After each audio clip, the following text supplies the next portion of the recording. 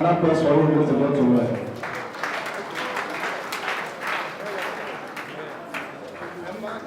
And the other bishops that are here, people know. I've also seen we have come to ask questions on how we are going to go back to Enugu. After this 100 years, we shall call you again here. So people, I actually embellishment. When we are talking, we go straight to the point. We have the moderators that are here, very important personalities that are here. I have the lead in charge, some say chief moderator or the lead moderator, Professor J.U. Owe. Welcome, sir. People can come here.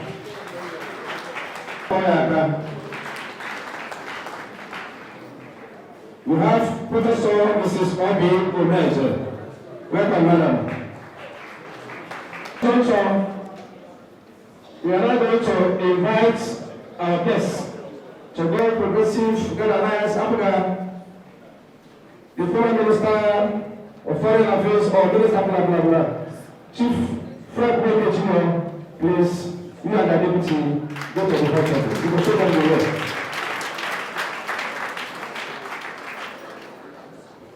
I've also seen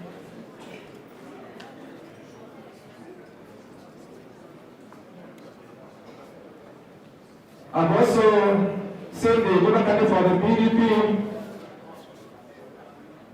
Barrister and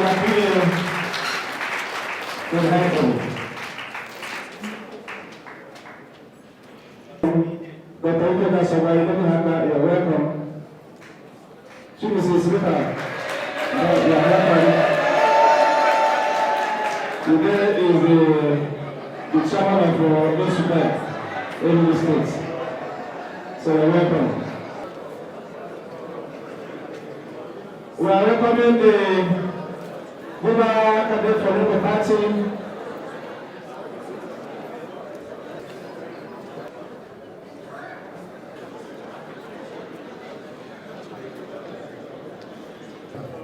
Thank you very much for coming. The microphone.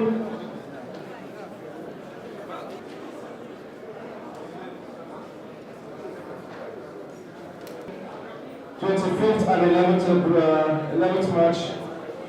That other parties will be here. Is the name of the Lord. The Lord be with you. And with your spirit. Almighty God, all authority in heaven and on earth come from you. And it is given to him whom you wish. We have come here, church and state, for a dialogue. We are going to propose very soon to elect those who will be our servants in this state. As we have come here today, we ask you to open our minds and hearts to listen to those who want to serve us. And open their minds also to let us know the agenda and the plan they have for the good and progress of human beings in our state. So we ask you that this discussion will be cordial, that through it we will see through the hearts of those people who are here, in order to enable us to make a good choice of who will be the chief, who will lead us to greater heights in our states. Bless all of them who are going to speak, and bless all of us who are going to listen to the greater glory and honor of your name. Our prayers today through Christ our Lord. Amen. Enlighten and sanctify us, Holy Spirit. Enlighten and sanctify us. Holy Spirit. Enlighten and sanctify us. Holy Spirit. Enlighten and sanctify us. In the name of the Father, and of the Son, and of the Holy Spirit. Amen.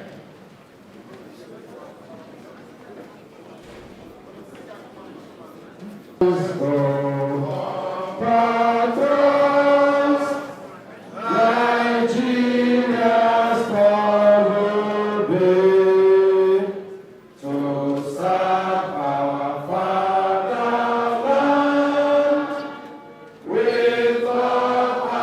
strength.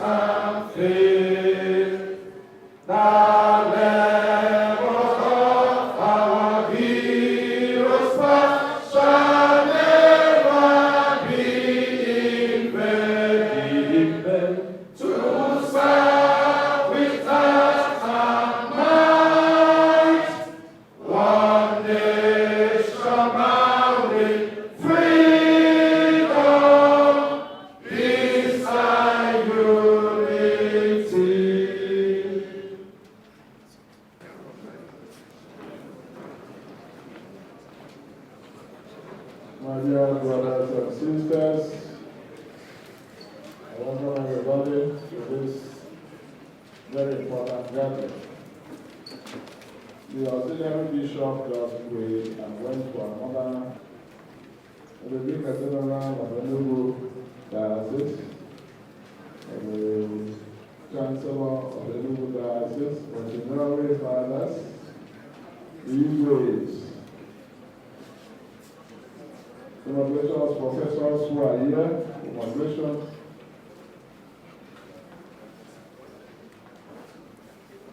Well, the Reverend sisters here, welcome. And of course, I can see a lot of our young people who are gathered for this very discussion. We welcome. Then I go to our candidates. For now, we have 3 who are here. And I welcome all of them to this place.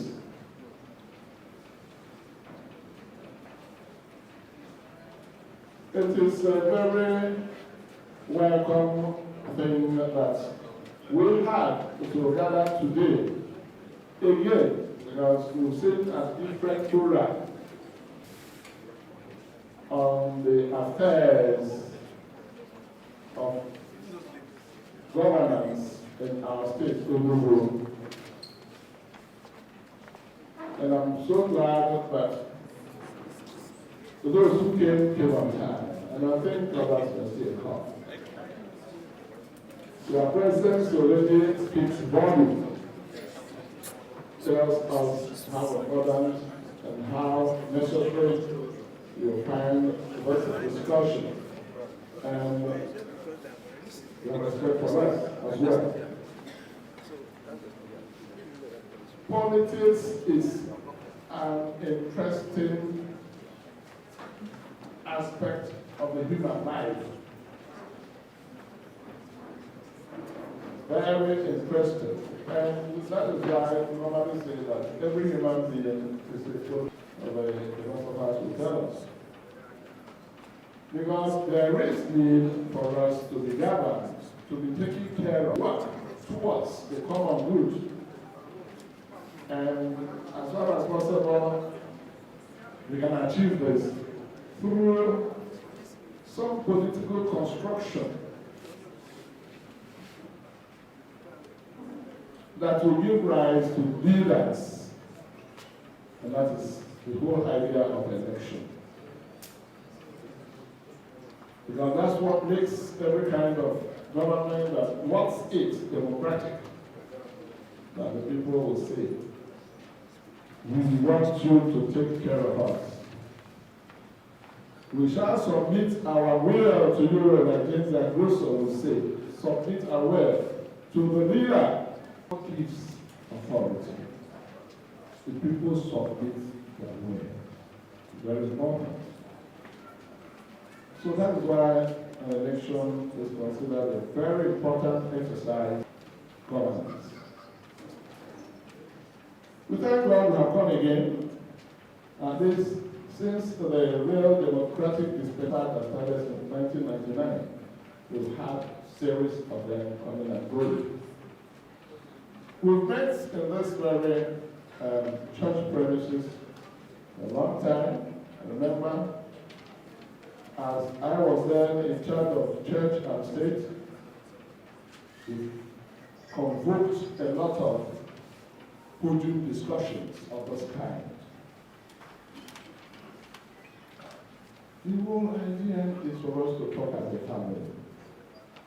And that is what I just want to tell our brothers who are seated up there and ourselves who are going to lead the discussion. But we are going to discuss as a family. We are going to talk and hear ourselves. We are not going to talk at ourselves. We are coming to discuss with ourselves. The presidential election is coming in a question of about 6 days' time. The gubernatorial coming almost in 3 weeks' time. And this very discussion is targeted to touch our feeling at the last hours after the show, campaigns and all that. So, I find this very family discussion very important. It is a family discussion. I want to remove that adjective campaign from this discussion today. It is a family discussion. I wish we all understand that the Catholic Church is always there for the good of humanity, for love. So, central to this discussion is love. Central, love.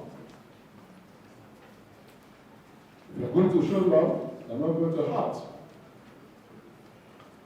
Either from those that are going to talk to us, or from ourselves listening. So I would wish, and that's actually why I'm starting not to talk, because it's not want to listen to any of their group other than our brothers there. But please, do not go at any party. I'm telling you, I'll stand up as a Catholic Bishop of Enugu and come and tell you what happened. We have come to discuss. This is not a question of coming in here to scare people off or talk at people or insult people. Remember, this Catholic cannot determine who rules Enugu State. Remember that. Because we're coming to listen to ourselves. So if somebody says what you don't like, keep quiet. The what you can do, say, raise up your hand. Please, I'm a opinion. Let's say I'm a chief host, and I am. Please, let us talk like Christians that we are. No political group should begin to make the other group uncomfortable. And my dear brothers who are going to lay out their manifesto, please, I'm not a total. Remember the language, we are liberal language. Because of our Israel, and Padium, provided their message is carried through. So, please relax. The Holy Spirit is with us. This diocese is the diocese of the Holy Spirit. The 7 gifts of the Holy Spirit will be here to guide and direct us. And I pray and hope that at the end of the day, in a month's time, one of you will be the governor of Enugu State. That is our prayer and that is our hope. And no one has faith.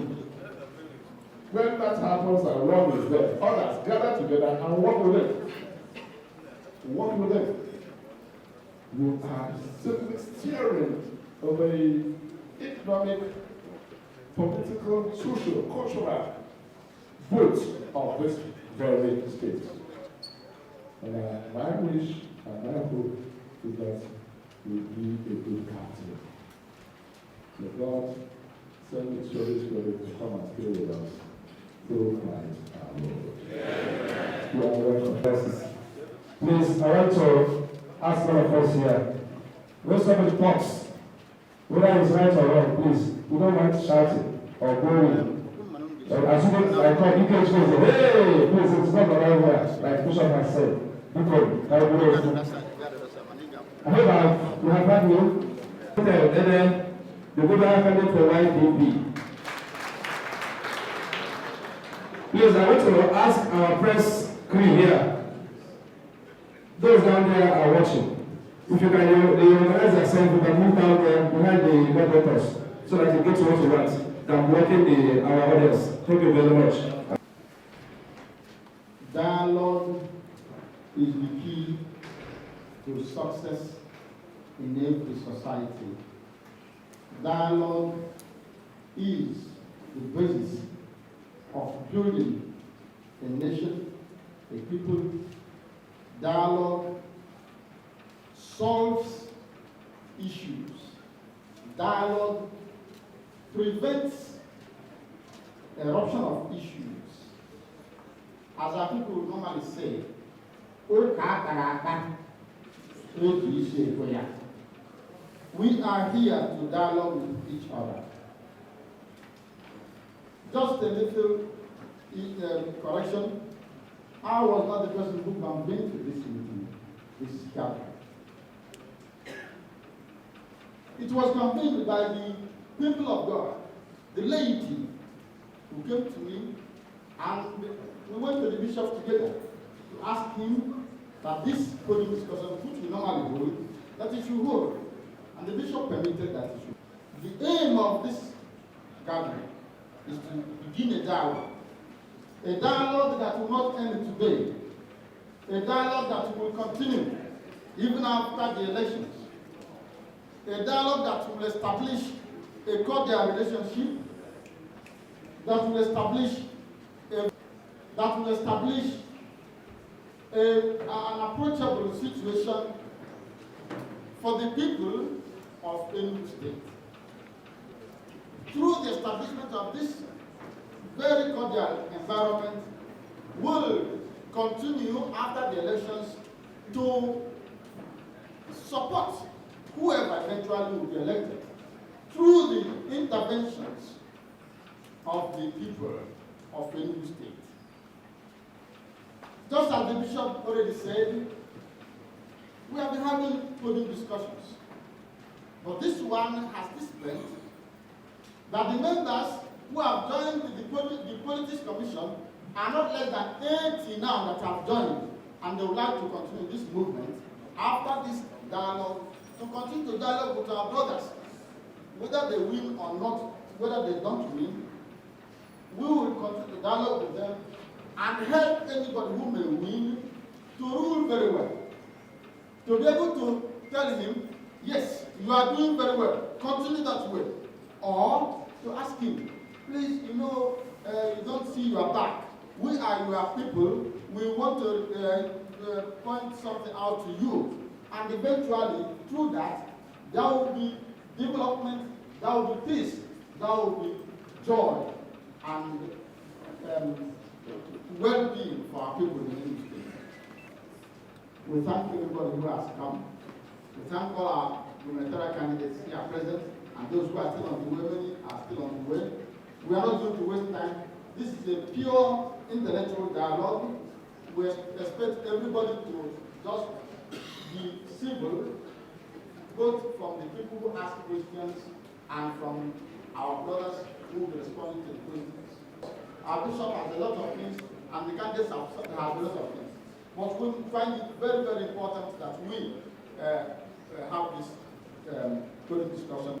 Being presented by Comrade Stella Chukuma. Can she go to the stage?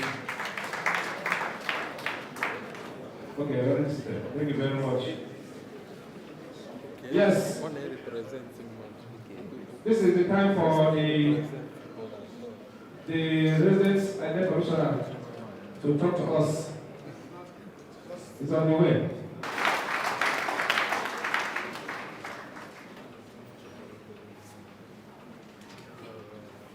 So at this juncture, let me start by looking at the theme of this interactive session. Enthronement of good governance through the action of the laity and the state executive. So I believe, and we know why we are here. You see why they should be voted into office. You tell us why, with their wisdom, each of them should be the best to come in as governor. And good governance is a very important thing. It borders on integrity. And because it borders on integrity, when you are in integrity in governance, it means that there will be transparency, there will be accountability, and the people will not be shortchanged by whoever is into office. So that's the prelude. But let me come up with the rules of engagement today. We are going to give you between 3 to 10 minutes So you have 3 to 10 minutes. And we believe you will adhere to this time period. After that, there will be question and answer session. And then we have areas, you have to tell us also what you will do within your first term. The 4 years, these are part of the rules of engagement. The first year, what you will do for the state. Second year, what you will do. Third year, what you will do. And we want you to drop them one by one. We don't want elaborate explanations and too much grammar. Just tell us what you want to do. And just mind you that we are looking at the future of 201 communities in Enugu State and 17 local government areas. So this is a very important session, and I can bet you that whatever you say today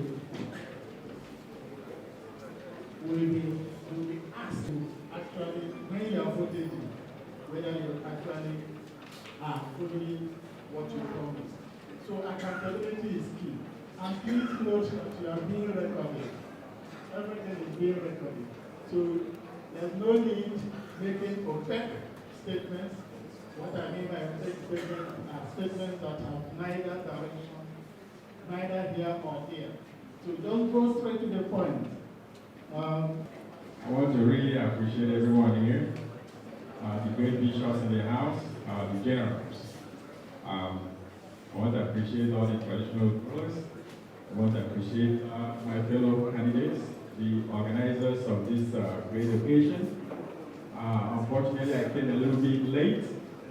That is because I got information pretty late too, and just flew back from Lagos State. It'd be a good thing if I start by introducing myself. I am Pastor Donatus Obiozeme from Odolie in Enugu local government area, Enugu State. I went to my primary school in Odoli and part of my secondary education in Ogbois before going to Government Technical College, Enugu, where I graduated and majored in air conditioning and refrigeration practice. Before Almighty God heard my cries and prayers and sent me to the United States of America. But before then, I had hawked palm wine to help train me in school in the streets of Lagos. And during those tough times, after my graduation, I prayed to Almighty God to just give me 40 years to live, because I didn't expect I was going to live that long. After that awesome prayer, doors of opportunity opened, and I was able to represent Nigeria in Germany, France, and so many other countries in multicultural dance competition. At the same time, we were led by late retired General Abisoye, Emmanuel Abisoye, and of course, Bola, Guber. After that, I went to the United States, where I joined the United Association of Plumbing and Pipe Fitting Industry of the United States and Canada. Lecturer within there. So you see, Enugu Meremado, because I got opportunity to teach white folks also. In addition to that, I also had opportunity to work at National Aeronautic and Space Administration, NASA. If I may say, those people now got on. So I want to thank God.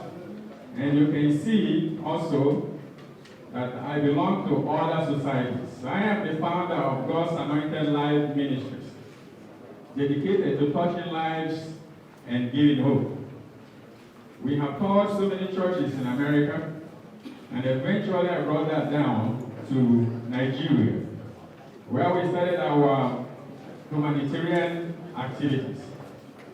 We've been feeding the people that needed food, the helpless, and we've been taking the word of God to a lot of people. In addition to that, me and my wife, we were able to sponsor one during the water scarcity. We also mobilized our people, Save Enugu State Now movement, to give water to those who were in need of water in Enugu State.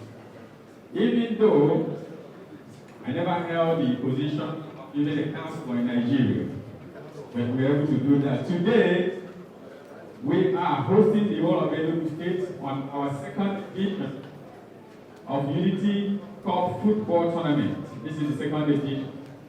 The first edition, we were able to play, even my team were able to play against Rangers International. Eventually, 5 more minutes. This says God first. Because the word of God says that if my people who are called by my word shall come together, confess their sins, and pray to God, He is great enough and kind to hear our prayers and heal our land. I am ordained and called for this particular purpose. Because if you know, you see that I don't have any reason to come home, because I have lived in a place where it is secure. We have 24-hour electricity, and we have every opportunity to thrive.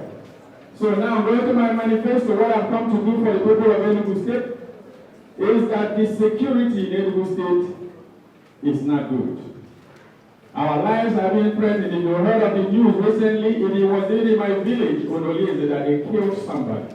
They killed about 2 people within the past 3 days, and one they chopped off the throat.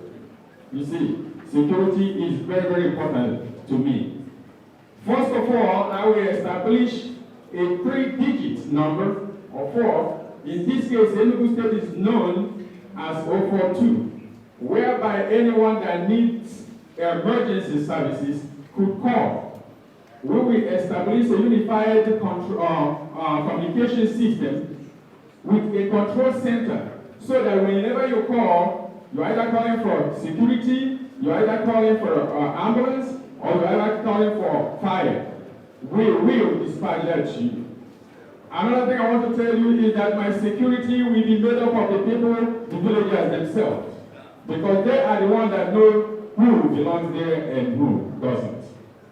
In addition to that, I want to make sure we have stable electricity. We want to build our state from the foundation. I know that the moderator said a bunch of things, but I have 5 immediate agendas that I want to tackle once I get into the office. And that is 1, security, 2, stable electricity. Because there's no economy, developing or developed economy that is not dependent on stable electricity. And I don't know why we don't have such.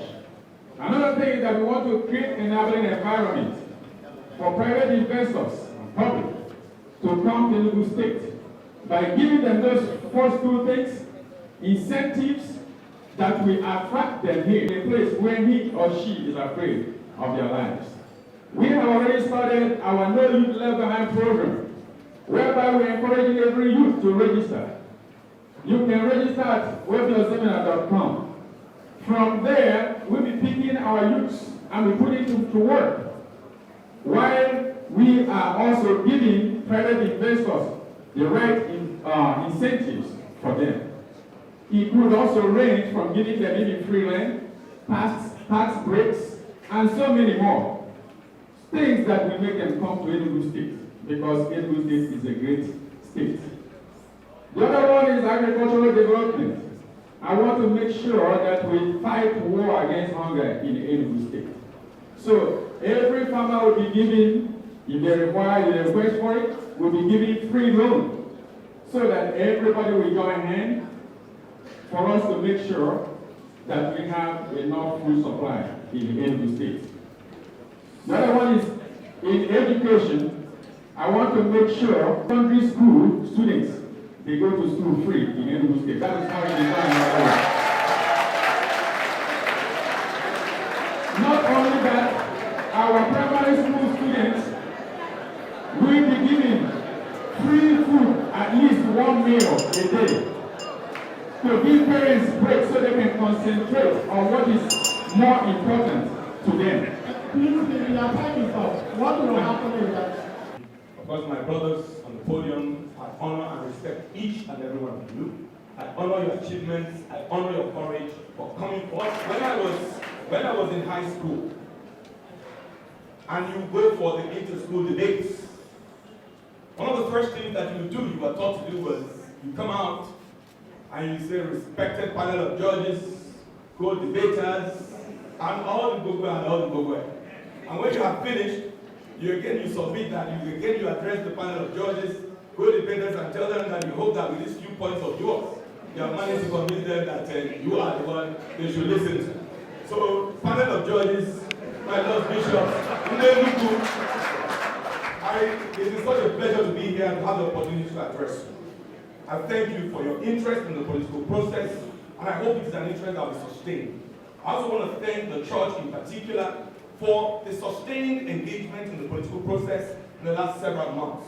And it is my prayer so that anyone who wants to run for office, anyone who seeks to serve the people, will understand that it's going to be subject to scrutiny and that you had better be prepared. So I salute the church and I salute the leadership as well. That this conversation is taking place at all is one of the hallmarks of democracy. That the basis of political contestation is based on political parties. When parties have done well, it is the place of the citizens to adjudge the fact that they have done well by re-electing them. But when parties have not done well, citizens, that is the electorate, have the responsibility to ensure that they are voted out. And where we are today as Enugu is in the worst place it can be. Infrastructure crisis, we have a security crisis, we have an education crisis, we have a pension crisis, we have all sorts of things that are so endemic in our state. I'm going to be talking to you on a number of things which make up my key agenda. The first one is the issue of leadership. I want to assure you that as I stand here, I come prepared for leadership. I'm going to lead from day one. I'm not going to be dancing around anywhere in this country when my state bounds. I'm not going to be selling land from my office. I'm not going to be doing anything that commissioners, administrators, or those and this is what I want to do. Everything rises and falls on leadership. The second thing I want to talk to you about is the issue of governance. Governance. You can be smart, you can be brilliant, but unless you have a supporting governance structure, it will not work. And that is why I want to assure you that we are going to mobilize a team of the best and brightest people in Enugu who are going to work with us as commissioners, who are going to work with us as advisors, who are going to manage the ministries so that the governor governs, supervises in the way that he ought to. That is what the office of a governor does, but not to appropriate things in your office and then leave those you appointed doing nothing. And you leave the people less served than they ought to be. The third thing I want to talk about is the issue of security. Nothing can happen in an atmosphere of insecurity. Enugu has never been as insecure as it is. And I have detailed on my website, I've detailed through videos what I will do on security. Let me just summarize that I'm going to deploy technology massively. In my little community of Otsara, we have, as individuals, come together to wire up our community. And through the deployment of CCTVs, through the deployment of drones, we've been able to arrest kidnappers, we've been able to stop breaking into stores and other things. If my community can do it, then other communities can do it. If these communities can do it, local governments can do it. If local governments can do it, I, as governor, can mobilize resources for the state to ensure that technology is deployed across the length and breadth of our state to secure our citizens. The first thing I want to talk about is the issue of water. The issue of water. Water is critical for human life. Water is critical for human life. And I've said time and time again that our water infrastructure has not even been harnessed in any way. If you look at the entirety of our water infrastructure, it's not been harnessed beyond 12%. The infrastructure is there, but due to poor leadership, due to mismanagement, due to corruption, whose only work is to bring water out from the ground. That's their work, no more, no less. And these people will be chosen through a... Is this working? These people will be chosen process that will be televised on television, which will be also broadcast. Their job is to bring water out of the ground. The second group that will deal with the water issue are the people who are going to manage the water that is harnessed from the ground through the trunk lines up to the reservoirs. The third thing I'm going to do is that from the reservoirs, you're going to have another group of people. We have about 5-6 reservoirs at the moment. About 3 or 4 at Milton Hill, one at Tinker's Corner, one at Ibabanike, another one at Igor River. We know where they are. The next group of people are the people that will reticulate from place to place. There are also new water sources. There's the Enugu River, there's also the Robo River. Of course, in the other alternate cities like Nsukka, we have the Ada water project that has been sort of 60% completed by the federal government, but abandoned by the PDP-led administration for the past 1 year. In Nsukka, we have water because I will ensure that it is regulated. Ogu will also have water because it's a major problem there. There are water bodies. There are water bodies there that will be harnessed for just the way they are. On the matter of education, I want to say very clearly that the prior government has started the handover of schools to missions. I, Frank Mweke Jr., your governor by the grace of God, I will complete the handover of schools to missions. Not only will I hand it over, I will ensure that they receive adequate support. It's not enough to hand over. The government is interested in curriculum development. The government is interested in teacher training. The government is interested in funding support so that together as partners, we can actually take back these schools, reinvent them, and make sure that our children have adequate training as they grow up. I am going to focus essentially on primary education. In this state, we are aware that in the last several years, primary school teachers have been on incessant strikes. They have been on incessant strikes because the PDP-led government insists that they are not worthy to be paid. They are not worthy to be paid minimum wage. I assure that the PDP government, that the APGA-led government will not only pay the minimum wage, we will pay living wages to the primary school teachers. 2 minutes. The trust of my primary health care, agenda is going to be primary health care. Preventative. Because the bell has gone. It's the issue of local government autonomy. Everybody in this state knows what has been happening with local government administration in the last 7.5 years. And in case you do not know, I will tell you very clearly. What has happened with local government administration is that every month, local government officials are made to mop up the money sent to them. And where do these monies go? These monies go to government house. Monies belonging to local government will not come to government house under my watch. It will never happen. I also want to ask this audience to check. I would like you to check the Nigerian Constitution and see the mandate of local governments. The mandate of local governments includes provision of water, includes provision of roads, includes sanitation issues, includes management of markets and parks. But they're not able to do this because the monies are taken from the top.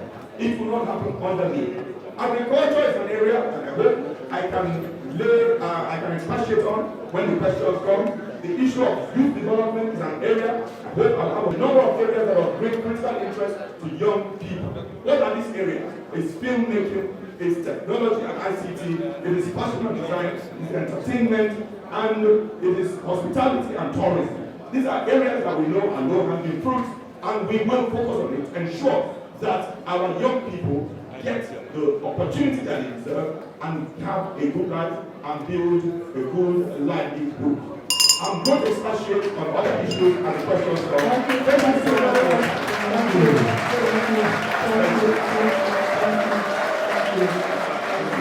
Praise the Lord.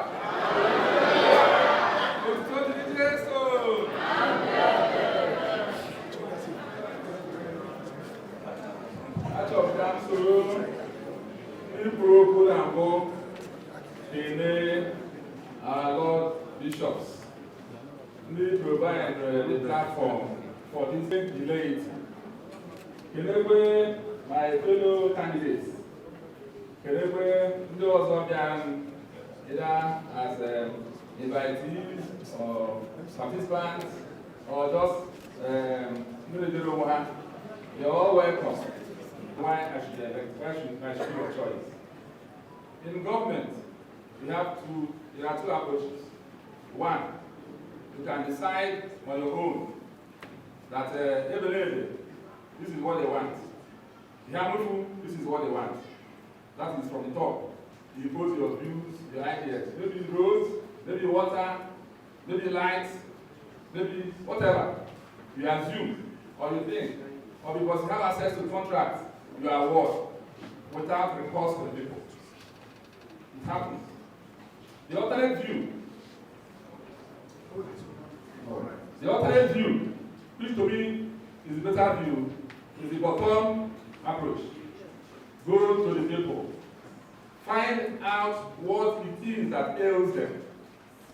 Most times, what ails them may not be even as expensive as the thing that they have borrowed from the top. And if you do that, the cheer, the applause, the appreciation you receive is enormous and enduring. Because you have touched issues where you have pinched somebody where it ails him. So what did I do? Arising from the experience I've had over my years in government, I adopted the bottom-up approach. I measured people in all the party, Labour Party. I invited them. I gave them money to go to all the wards in Enugu State and have a stakeholder meeting at my expense to find out what it is that the incoming Labour government will do, and their lives have been touched.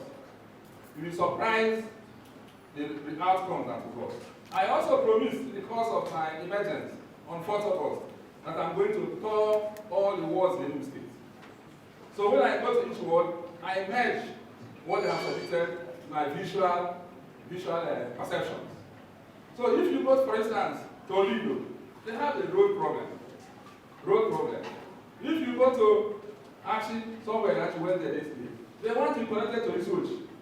If you go to somewhere, they want to link to Amori, Amabu. So the various communities have their various issues. But common to most of them, for instance, the entire Enugu area, everywhere we went, it was the Fulani herdsman issue. The Fulani herdsman issue, are you going to read us of this Fulani herdsman issue? All over Enugu State. I went to them ward by ward. We have issues of schools. We have communities that don't have communication. They are cut off. Without communication, whatever you are saying about security and empowerment comes to little or nothing. So there are primary school issues in some places, secondary school issues in some places, health center issues in some places, then insecurity, then roads, then electricity. For instance, AJMA University has not seen lights in the entire system. They don't have lights. University local government. There are a place like Obata in Noswan. They have poles. They have electric poles built by Jimodo. They have cables installed by Jimodo, but there's no light. So what I'm going to do, what I'm going to say here, what I also tell them, because if you build the component parts, you're building the whole.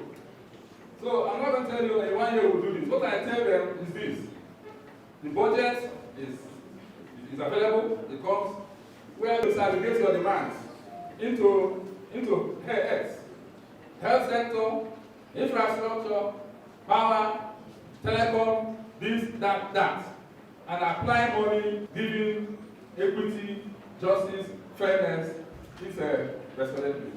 So if we are addressing the challenge, because Enugu is not accelerated for It's true that there are overlapping issues. There is the overlapping issue of insecurity. In Enugu urban, there is the overlapping issue of water. For instance, I was in Obergo, the country home, the village home of Jimobo yesterday. I don't have water. They drink from water stream that's almost virtually polluted. So people have their peculiarity. Where Jimobo comes from, the country home, his ancestral home, there's water, but there's no drinking water. They take it, they put alum there, and drink it and use it. So these issues are different. What applies in the university does not apply in those one. What applies in those ones not necessarily apply in Enugu State. For instance, I was in New York yesterday. New York is beautiful, well planned. They have insecurity. People boggle their vehicles. They have roads that have not been maintained. So I promise them that I'm going to maintain those. The New York will be an example of what a shining city should be. Solar lines installed in solar lines. So on the having issues that I have said, for instance, the issue of water scarcity in Enugu, it assumes a life issue. I must address it.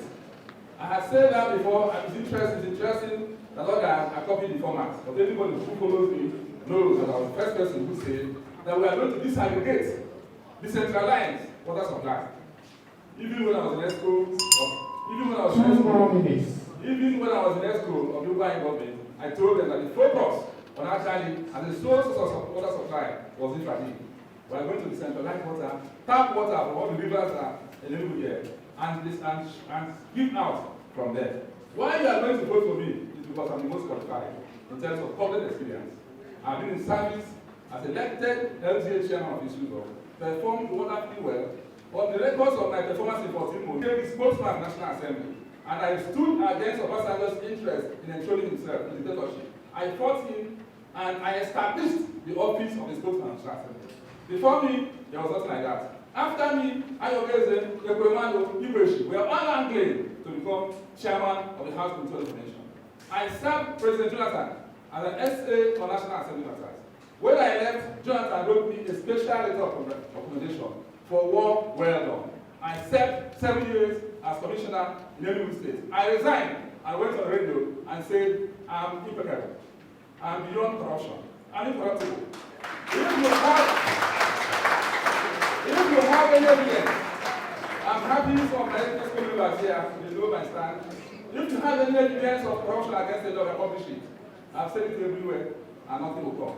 So I'm going to serve with distinction. I'm going to serve with merit. I have 4 university degrees. 4 university degrees. BA Honours in English, LLB in Law from Buckingham, LLM from the University of London. So I'm trained to lead, I'm trained to guide, and I'm by nature and upbringing, I'm trained to be corruption free. Thank you.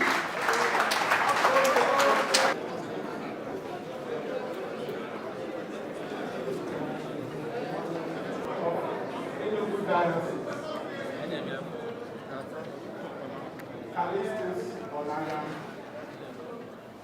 I also want to recognize and acknowledge my colleagues that are here in the podium. It could let me adopt the established. I am honored to be here at Council and the state executives.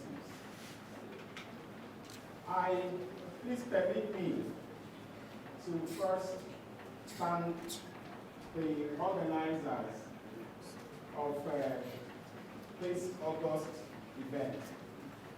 I want to quickly say that the topic, so the key central message to everything we have proposed in our manifesto is driven on the governance philosophy that has as its base the principles of good governance, which is largely transparency, accountability, fund traceability, and then of course we can talk about the participatory monitoring and evaluation strategies that we have outlined.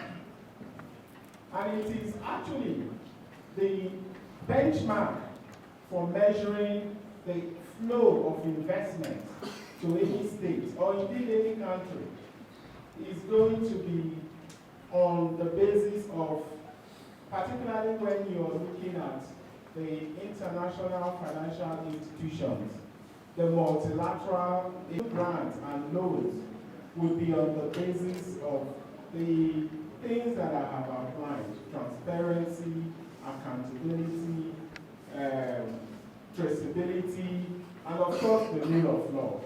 Okay, so all and businesses, and of course for living and tourism. And to do that, we must ensure that businesses are not Father Christmas. They are interested in their returns on investment, so you must be able to ensure that you provide certain outlined to Enugu is that we've also provided measurable indicators. We've not sounded vague. We've not come here to make sweeping statements. We said specifically that we want to grow the economy from the current levels of $4.4 billion to 30. So that's measurable. That's measurable. We also said that we're going to achieve a 0% rate in our poverty headcount index. We also know that that's measurable. And we've talked about how we're going to, of course, entrench the ease of doing business. And of course, there are several ways we have also said, look, the current model where we adopt the revenue models that we have today is largely focused on getting money from the federation account, and of course a fraction of your revenue coming from your internally generated source. But we said, look, we're going to rejig all that. We're going to interrogate that revenue, the revenue model that we have, so that we can be able to address a lot of the ambitious and humongous visions we've outlined for the sectors that are productivity sectors. We talked about agriculture, how we want to migrate agriculture from just being for food, migrate it to food and export. That means that we have strategic programs in agriculture where we're going to see us scaling up our production in that sector. And beyond just producing, we're also able to process, package, and export. When we talked about the industry and commerce sector, we also talked about some new sectors where we're going to harness our resources in order to grow our economy. But above all, we want to attract businesses. So there must be some key enablers. You must provide the basic infrastructure. Our roads, we want to build 10,000 kilometers of road. What that means is that you would see annually the roads being annually built. We're going to launch a number of things to attract businesses. We're going to launch a road show.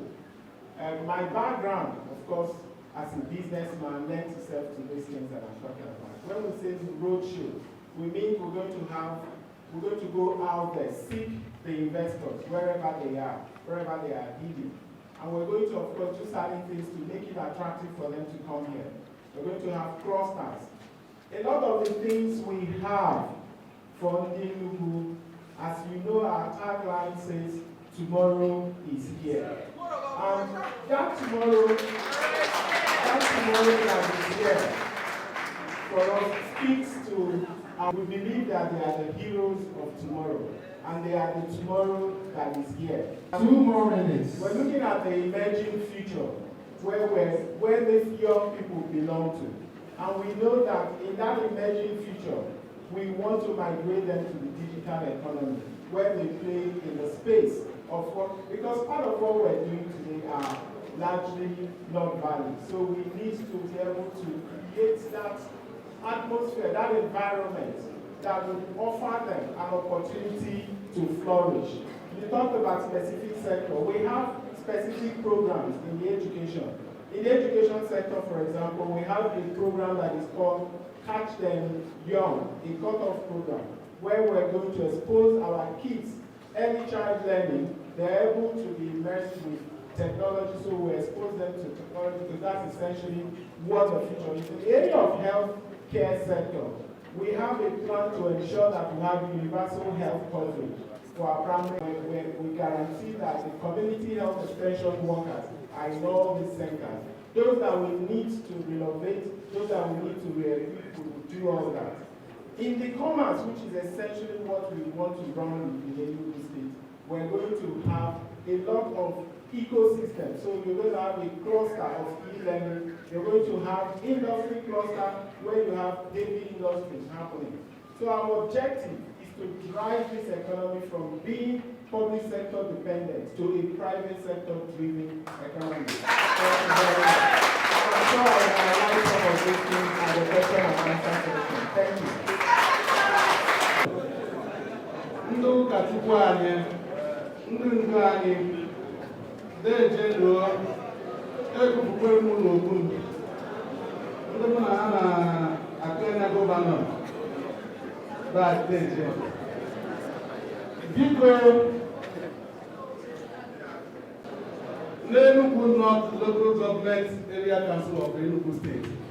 I know Enugu East Senatorial District of Enugu State. Nobody darling. Biko, makata imani, no only way we go to Ghana, better than Katanoso.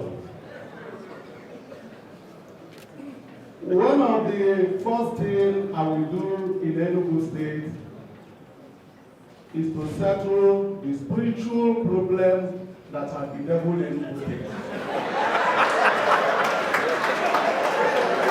And that spiritual problem,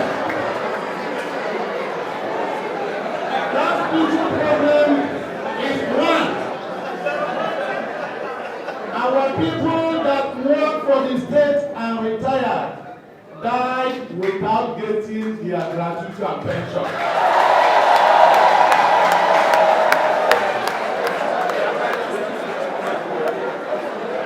Hello? How he managed to pay all the debt that was accumulated during Dr. Chinwoke Badilu's era in Anambra. And that strategy is what I'm going to use in settling the debt owed to our retirees. If your parents or your brother is late and did not enjoy his gratuity, and even if they are owed even 1 month pension, please keep the document safe. I will clear off.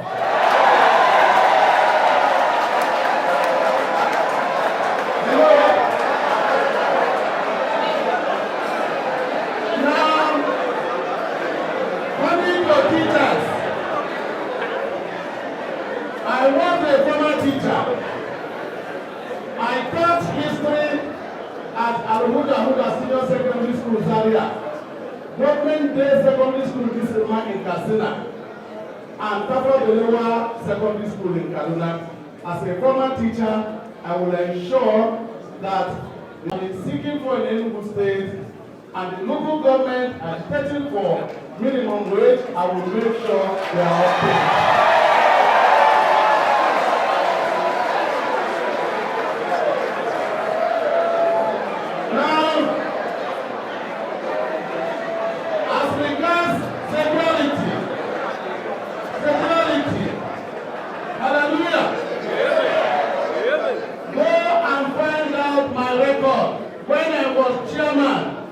Of Enugu Neighborhood Watch.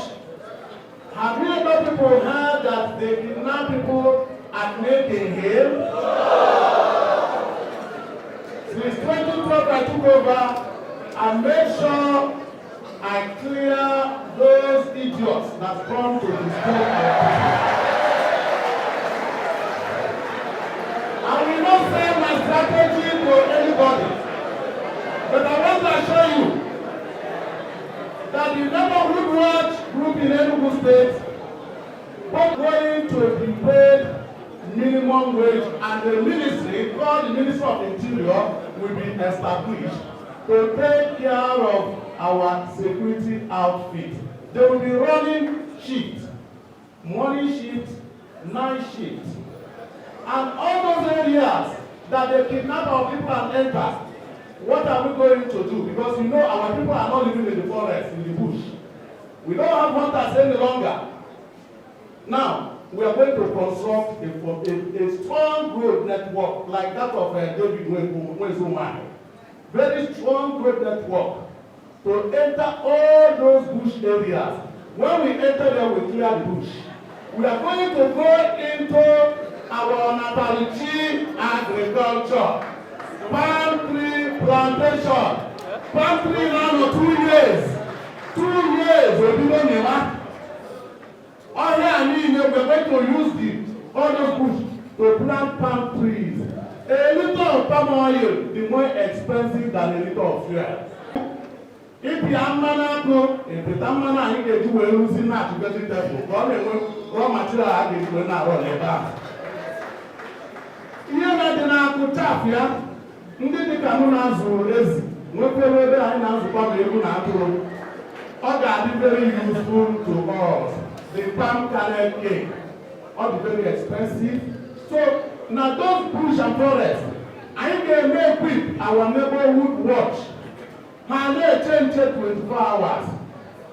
Under my watch as governor of Enugu State, come May 29, 2023. Everybody around. Kọ̀rọ̀lì ìgbòbá anyị banye ọhịa, anyị ga-esepụ ọhịa ahụ, and onye anyị jidere ebe ahụ, anyị ebuchi mkpata nkụ. Onye ọbụla anyị jidere n'ọhịa ahụ, anyị ebuchi mkpata nkụ. Dịka onye chekwara ihe bụ mkpata nkụ, ị ga-ajụwara ahụ.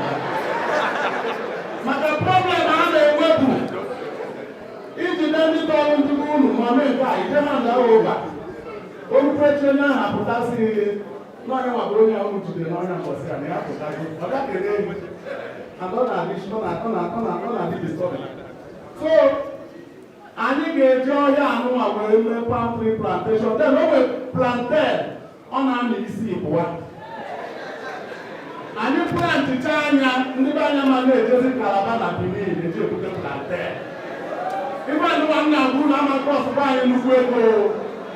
Maka natality ndị be anyị bụ agriculture. Ebe anyị ọkpara ha ọkpa palm tree ka o ji wee rụọ hotel presentation. Rụọ nke Port Harcourt.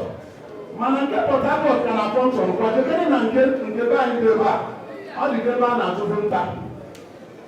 Ebughị ọnwụọ. Industries a niile ndị gboo rụọrọ anyị emechigoro emechi. Anyị ga-resuscitate ha ncha. N'ebodo oge cashew industry. Una mapinga gane enwete from cashew. Anyị plant ya more. Anyị ejede chọba nnukwu ihe. Industry anyị ga-arụ within the first season bụ enwere industry dị n'Enugu na-ere feed eji azụ azụ. Azụ niile onye ọbụla na-azụ azụ n'Enugu na-ata akụkọ. Maka feed a ga-akọ ọnụ n'Enugu State a ga na-eji na-azụ azụ. Now I'm at the area. Can you make it too long? Enough. Finally, now I need to learn history of the compulsory from primary school. History was the compulsory. Even students are I need to know a new compulsory. Ndị Hausa na-eme ndị na-abọziri allowance ego mmachi akpa. Please, I look at the students are not high institution. They don't match up. Hallelujah. Again, traditional rulers were 5%. Then a constitution. Now, traditional rulers are can live and do good. And they don't have 5%. People know. Today, we vote. I don't know where you go. I have to make Nigeria as controller. Waiting for retirement. After 10 years, out of 30 years in His Excellency, Alhaji Barabe Musa, one of my mentor, since we are not going to because we can do that because Friday, this thing now. Only 7 years ago, I thought I could go in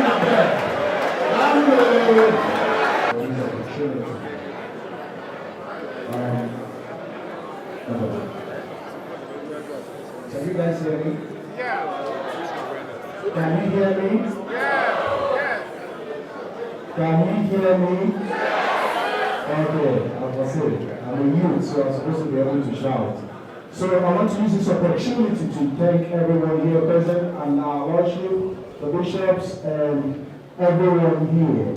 And I want to thank my colleagues. You guys are welcome. And I want to use this opportunity to thank the Lord Almighty for an opportunity like that.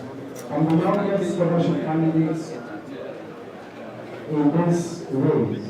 I'm just a student of Ede. I'm from Enugu West Local Government.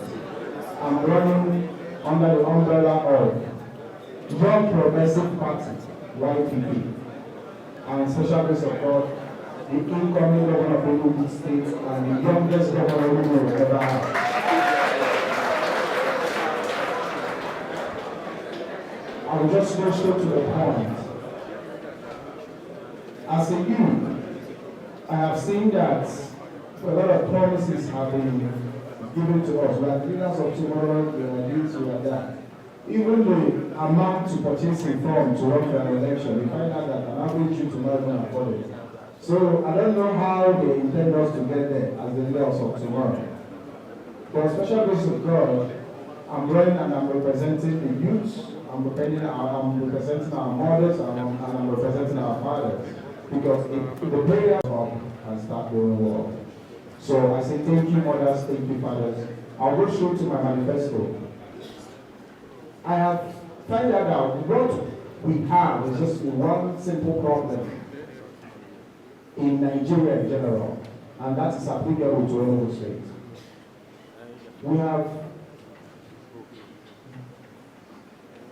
We have a system that even no matter how you want to check it, this job is not the job. Why do I say that? The job that we normally have, it's not enough to sustain us, to take care of our daily expenses. That includes even politicians. Because I can remember when commissioners are paid 50,000 and so on. And if you check the expenses they are running, what they spend on daily basis, their PAs and all that, I find that it's not even enough to sustain them. That is applicable to teachers that raised us. And after thinking about all this, I said, how do I make the difference? And because I've spent half of my life abroad, and I always come back every year, and I said, let me duplicate exactly what is happening in the Western world. While I was in school in California, I'm going to school at the same time. I don't even know if I was going to pass, but I already have a job in the medical field I was studying. And in that medical field, how much I was earning, I'm able to pay my school fees. I'm able to pay my kids' insurance. I'm able to pay my mortgage, pay utilities, and at the same time send some money home for my parents. Now, I look at Enugu State as my state because Enugu comes first. So everything I'm going to lay out in my manifesto has a lot to do with our history, who we are, and that's how I formed my manifesto. And in my manifesto, I find out that since we don't have jobs that can purchase cooking gas, purchase running water because we don't have running water, buy groceries, pay school fees, buy fuel in your car, buy fuel in your wife's car, pay for transport and take your kids to school. We don't have such jobs. Without you in the office as a teacher or as a banker trying to do one or two deals to live up. Because if you check how much the pay teachers say, you times it every day with keke to school, you find out that that teacher is not supposed to come back next month to work. Talk more of paying any bills. So how do these people survive? And that came to me, and that's how I started writing my manifesto. And the first thing that I want to build 17 factories in 17 local governments in Enugu State. And I'm not going to give Enugu State indigenous, especially youth, that same job that will handicap them and make them to start looking at rituals, doing some other dirty things to make money, which is not happening abroad. So what I want to do is, when I look at Enugu, I find out that we don't have a lot of products. I go to grocery shop in America, I see like 50 different brands of soda, Coke, mineral. You have choices. You can test this particular, this like Coke, you test the number of choice in people. Even when choosing candidates, they can be able to say, no, I don't like this or I don't like that. It starts for products we use every day. So because we don't have choices, I want to cultivate that choice by industrializing it so we can have those different factories that will manufacture most of those things we use on daily basis. And one of them is Pampers. I have made the research, and people manufacturing Pampers in US, in Europe, in Asia, in America, if you check, most of them in US, almost $6,000 working in the factory. That's about 4.something million naira. So if I build exact standard of that factory here and employ youth and I pay them 1 million, I'm cutting costs. I'm going to be the cheapest level. I'm going to be cheaper than China. And our market is enough, but we can still export. And we'll still make a lot of money. And our kids, even just everybody person, educated and non-educated, they can go to that factory and make 1 million every month. And this is the kind of factories I want to do. And I'll give you a typical example. If you know Avo Natch, they had 1,800 employees. And anybody working in Natch was doing well. So, if you think about that and think about the standard of these factories I want to do, you find that it's obtainable. Like Pampers factory, the machine is about 250 million. We have a lot of APGAs in different departments everywhere. And guess what? If you check them, they're more than 10,000. You pay them, you give them 10,000 people. If you pay them 100,000, that's 1 billion. Pampers manufacturing machine is just 250,000. And I bet you one machine, 6,000 youths cannot even finish packing what they produce in a day. 2 more minutes. So what I'm trying to say is, I want to have 2,000 youths in each local government. If you times them by 17 factories, that is 32,000 youths. And that is how I want to do my industrialization. So since I have 2 minutes, I'm going to speed up. I'm going to talk very fast. So when we get to healthcare, if you're not making a certain income bracket, you are not supposed to pay hospital bills. Because now we have big people who are doing their work. And the best you can do in a society is give people work. And when you have a job, you have the best security. And when we come to security in Enugu State, I am the CEO of Ramaka Security Agency in South Africa. And when it comes to IT and security, I'm an expert. So security is not going to be an issue. And providing job is the first form of solving security issues. Then, in our healthcare system, like I said, if you're not making enough, you are supposed not to pay for any hospital bill once you are not above poverty line. Then, when it comes to education, we're going to revisit our education. Most of our lecturers they don't even do research anymore. They take from this textbook, they take from that textbook, they just bind it and say they are putting a book. We have to revisit our education. Now, I want to make a little technology hub. Coming from California, in Silicon Valley, what we do is proof of concept. You have an idea of any product, 40%. We bring the people that have ideas, 60% and join it. We start producing your market. I'm not going to lose, I'm going to pump out the money from the world government. Guess what? You're paying us taxes. You end up being in the world map, you end up being in the technology world map, and at the same time, you're making millions of dollars. And you're paying us tax, we are not losing. And guess what? This is exactly how I want to build Enugu State. I want to build well for Enugu State. And if you check the Afghan war, we died mostly of hunger. And guess what? Agriculture is one of the key things that I want to make sure that Enugu State is the full basket of Southeast.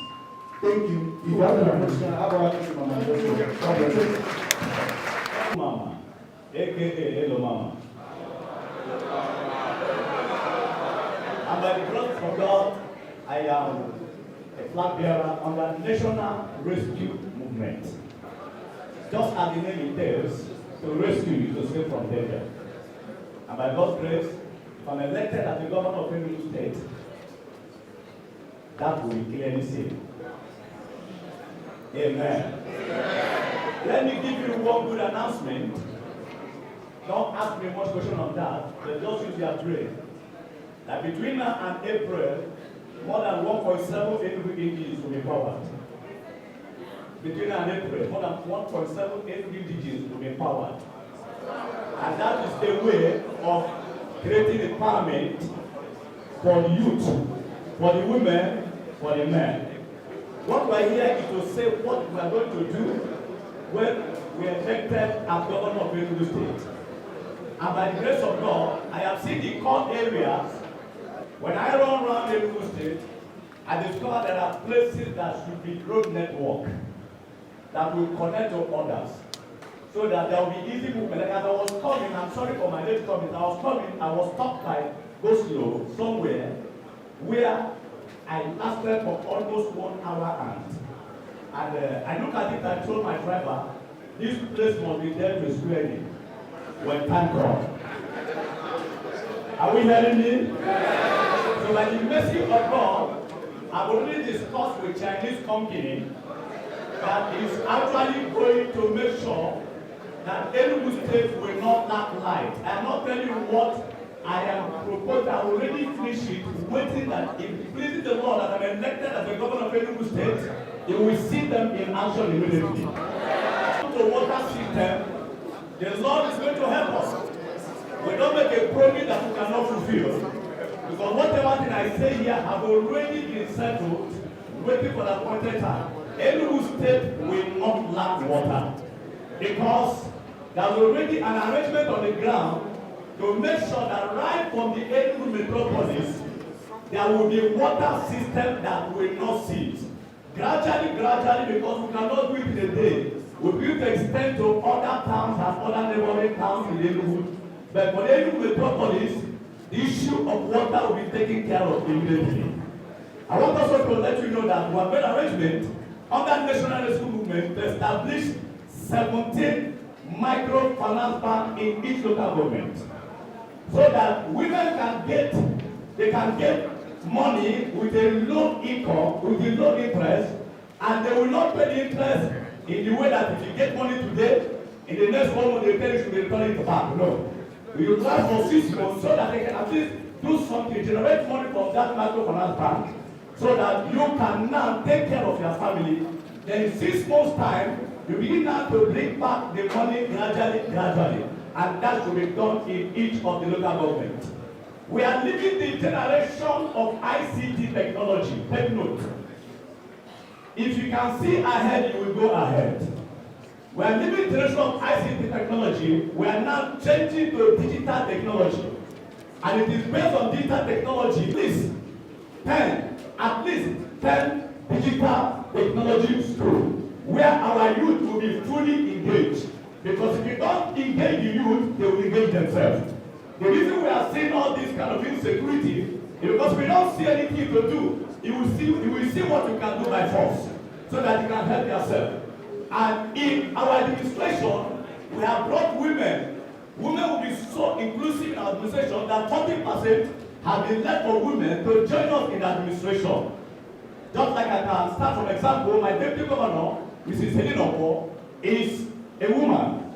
And we are planning that women will be inclusive in our administration. Because I come to discover that any man who will run very, he will run and run over. And for that reason, we need someone who can draw us back. Who can tell us, Oga, this thing you are doing is not like that. This thing you are doing, you can change your mind. And based upon that, women are inclusive in national rescue movement. Is someone hearing me? Is someone hearing me? I've come to discover also that there are 4 places in Enugu State presently, after we have used the geoscience to discover there are 4 gases deposits in Enugu State. And these 4 gas deposits must be tapped because the generation of petroleum is gradually growing. Even though we are struggling for petrol now, I think what will give us much work in Enugu State is gas. At Amoji Nickel, there is a gas. At Nsuka, there is a gas. In Isuzu, there is a gas. But I've made research already. And when NRM come into position and they elected to the governor of Enugu State, we will start to be developing this so that there can be income. And at the same time, so there can be employment. Because if you say you want to create employment, you must know that kind of employment you are going to create. So we have already studied it, and we are going to do a very good deposit in this country, and especially in Enugu State. I want you to know that when we come in, we are elected as the governor of Enugu State under the platform of National Rescue Movement. We are going to make sure that that coal will supply us enough electricity, because coal can generate electricity to the point that we will not have a season of electricity in this place. That if there's any reason for electricity to cease, they must give us They must give us an information that they want to work on electrical gadget, on electrical system, not just taking light anyhow. The issue of light going off anytime and coming back anytime will not continue in the time of national rescue movement if we are elected. Light must be taken up with information that you have a reason why the light was going off, because many have died in the hospital because of insensitivity of light. Sometimes you see the doctor get confused in the hospital because the light they have taken up, and before they go to generate another light, somebody has gone already. And when somebody dies in the hospital, they will only write that the person is dead, and that's why it ends. On that case, we are going to save many lives by having a constant light that will be in Enugu State, and especially starting from Enugu metropolis. National rescue movement has come so that we can save lives from this insecurity. I come to understand that this shopping security can be on the road, the army be on the road, that's very good. But to have forest guys, I also have a paramilitary that I am accepted by the federal government, and that is the Hunters Council of Nigeria. And by the grace of God, I happen to be the former Southeast Anti-Crime Commander. And because I know much of security, we are now going to make sure that our forest will be well guided. If the forest is guided, the road will be safe. Because whatever that happens in the forest is what is happening on the road. And so for that reason, we are going to put the forest that the problem in the forest, they will take care. If there is a problem on the road, the police and army will take care. So for security, we are going to make sure that there is going to be a total security. Notwithstanding that there are areas where negotiation should be done, especially in the areas of boundary where they are having a boundary conflict. We want to step into every boundary conflict that are leading to the destruction of life, so that there will be a thorough negotiation to make sure that those areas is not going to be suffering constant killing and destruction of life. So by the special grace of God, National Rescue Movement had a very good plan in agriculture. I want you to know that there are seeds called Owono special seed. There are seeds called palm fruit special seed. It is from Nigeria, from what I said precisely, that the Malaysia took seed of palm oil and went today to become Malaysia where they are. And today they have done that inspection and give them money, that we are rushing there. Our girls are rushing there. Our boys are rushing there to become slaves because they handled what done away. So in this, the administration of National Rescue Movement, we are going to bring in seedlings that is going to generate income in this country, and especially in Enugu State. Because Enugu State is going to be developed in a way that we, our 8 years of administration by the mercy of God, it don't need a prophet to tell you, see, come and see what is happening. Because your eyes shall be open. God bless you. Thank you very much. As you elect me the next governor of Enugu State under the National Rescue Movement. I made a brother in the world. It's not in my nature. Something came up and I couldn't help it, but I'm happy I'm here today. I would like to recognize the presence of our spiritual leader, our Lord Bishop, and other servants of God who are here present, and other elders, and my fellow contestants. I am Barrister Chukwumanso Daniel Owe, also known as Barrister C.D. Owe, the governorship candidate of Action Alliance in the forthcoming governorship election in Enugu State. I am a native of Ameshura and Yakunama community in the Enugu State Council of Enugu State. A husband of one wife and a lawyer by profession, an essayist and an author. I am happy to be in our midst. The situation at hand in Enugu State is very protocol. My happiness is that any candidate can make promises. I can also make promises. I can tell us very wonderful things I'm going to do when I become the governor of Enugu State. It is in the nature of politicians to lie. Most of us we lie, we tell lies. We say one thing, we have a different agenda altogether. But you cannot lie to God Almighty. I challenge every people today. Forget about what all of us are doing. Go to God in prayers. Tell God Almighty, show you the heart of 17 of us running. The person that will save Enugu State. It's only God that will tell us the truth. That is the reality on ground. Because if you want promises, we all will make very beautiful promises. If you want promises, I will tell you that when I become the governor of road, and you will clap for me. That when I become the governor, you will stop working. I will wake up in the morning as governor, I will feed you, you will wake up, jog, go back to bed, and you will clap. We can deceive your people.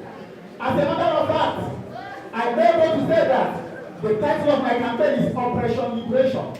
Enugu State has to be liberated from the bondage of forces of retrogression. Over the years, we have had men without conscience, men without sympathy, piloting the affairs of this land, and people are dying. There is frustration, there is despair in the land, because we have refused to allow men with vision to be at the helm of our affairs in this state, and that is why we are progressing. Let me tell us the truth. All the candidates in this election, the question is this: who is the man that is courageous enough to stand firm, to do the right thing? Who is the man that has little sympathy for the poor? Who is the man that is to a great extent sincere to deliver the dividends of good governance to the people? That is the question. Over the years in Enugu State, even before the season, I have stood with Enugu people. In 2020, when EEDC tried to stop the use of standalone prepaid meters, I stood up and I fought that policy. I refused to capitulate, and today I'm even still fighting that policy. Different of politics. That's what I'm going to do when I become governor of Enugu State. I am going to stand and defend the interest of the people of this state. I am not going to be anybody's stooge. I have no godfather. Enugu people are my godfathers, and God Almighty is my spiritual godfather. That is why I'm asking you people to vote me as the governor of Enugu State. The first thing I will do when I become the governor is that my heaven to everybody. There is nothing I will achieve as a governor when insecurity is ravaging Enugu State. When I become the governor, I will sponsor an executive bill to the State House Assembly so that this existing parliamentary outfits like the Neighborhood Watch and Forest Guard, we will repeal these laws. We are not going to sack them. We will repeal these laws, make a new law that will harmonize them. And we have various departments, various security departments. One department will take care of intelligence gathering. Another department will take care of getting arms. If you go through the Nigerian Constitution, a state government does not have the powers over arms and ammunition. That's the truth. But we will not continue speaking English and our people are being killed. So I will embrace what I refer to as extra-constitutional means. I am going to arm our security outfits so that they will protect our farmlands. Except if the incoming president decides to protect all Nigerians, then I will not do that. But under my right as governor of Enugu State, like David in the Bible, I will defend Enugu people. No matter who you are in Nigeria, I will tell you no, you cannot intimidate Enugu people. If you don't protect us, we will protect ourselves. That's what I will do as governor of Enugu State. If you know me very well, I respect elders. My mother is a teacher. I pass to CSC Enugu. My mother comes to CSC Enugu. It is managed the rest. I don't fear physics. I respect elders. I respect God Almighty to a great extent. I honor God Almighty to a great extent, but I don't fear physics. I will respect the incoming president of Nigeria, whoever he becomes. Yet I will stand firm and tell him, Mr. President, you have to protect the interest of the people. My people cannot be dying. I will be speaking grammar. I will not be a trying governor. As long as I am going to be a speaker governor. I am going to be a national governor. It's either you protect our people or I protect our people. When I become governor,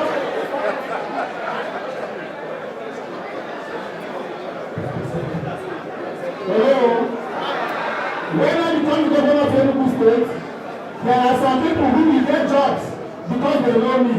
However, under my watch as governor of Enugu State, the sons of poor people, once you are qualified, you will write application for any job must end on my table. So if you like, when I'm bribe people outside, I must have the finance say where I give job. And I will intentionally give the children of poor people jobs once you are qualified. Because I'm a victim of bad governance. Even in this election, when I do not run for this office, some person said that I cannot contest. Why? That I don't have too much money. I don't want to establish political parties. But I pass through the valley of shadow of hell in running for this office because of money. And that is why our society is progressing. We find men with vision, men who want to move our society forward because of money that are trying to silence them.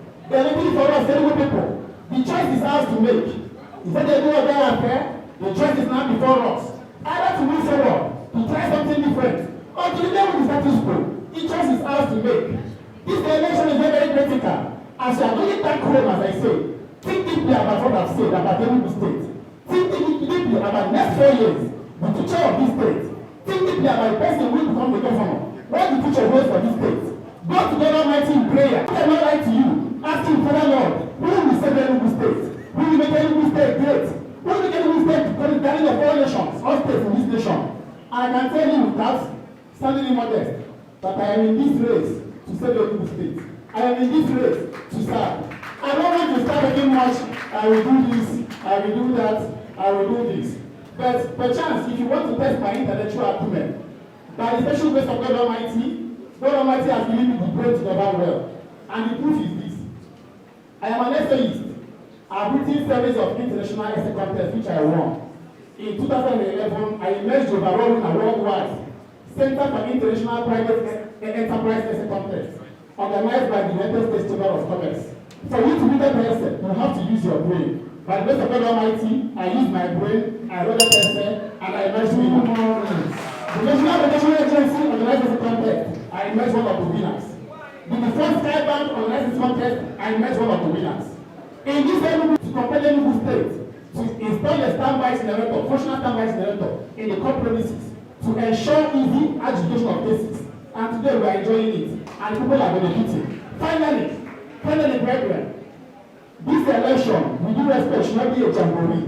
Let us go back home. Let us spread the message. Whoever I believe you do well, it mustn't be me. I'm not desperate. I'm a lawyer. I'm not a millionaire, but I'm comfortable. At least I eat 3 times a day, except when I don't see cash because of cashless policy.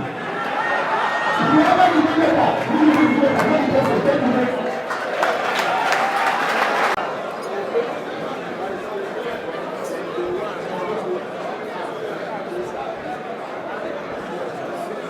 Now it is the question and answer time. And we have decided that to respond to the questions. Please, we need to. Oh, this last row.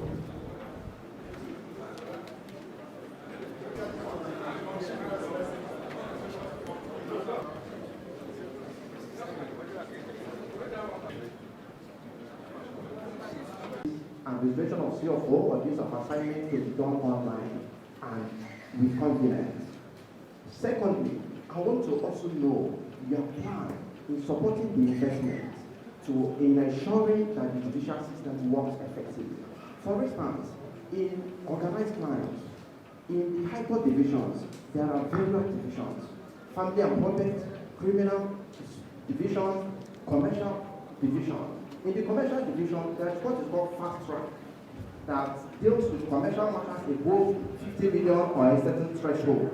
Please ask, what are your plans in ensuring that the judicial system is organized in such a way that it will restore investors' confidence? Thank you. We'll come to your question. Let's make education, and at the same time, you hand over education to missions. So I want you to try to strike a balance, because we all know that it's not cheap. It's not for the poor masses. So tell us how you grant us free education and at the same time handing it over to the missions. And also, the next question goes to PDP candidates. You did mention of several manifestos, but you never mentioned anything about the civil servants, knowing fully well that Enugu is made up of over 60% civil servants. And you don't have any agenda. I want to know your agenda for the civil servants, both the active and the retired civil servants. And to the Labour candidates, please, my observation in Enugu State for the past how many years is nepotism. Please, if you are elected as the governor, how do you handle nepotism, especially in appointments? Thank you. I'm happy to be here today. My question goes to all the candidates, because I have most of them talk about how they will manipulate Enugu with water and provide jobs and other things. I never had any of them say how they will increase the IGR. I never had any of them talk about how they will increase money generated. Are you going to do all these things with the federal allocation, or are you going to do it with the IGR we generate? So I want to hear more of IGR. Thank you so much. Your former State Chairman, Association of Medical Scientists, Enugu State. I want to really ask a question to all the candidates. You have talked very well, but none of you have spoken about waste management in Enugu State. Though we used to say that cleanliness is next to godliness. But in the parish where I come from, St. Paul's Parish, I can tell you that dirtiness now is close to St. Paul of Nano.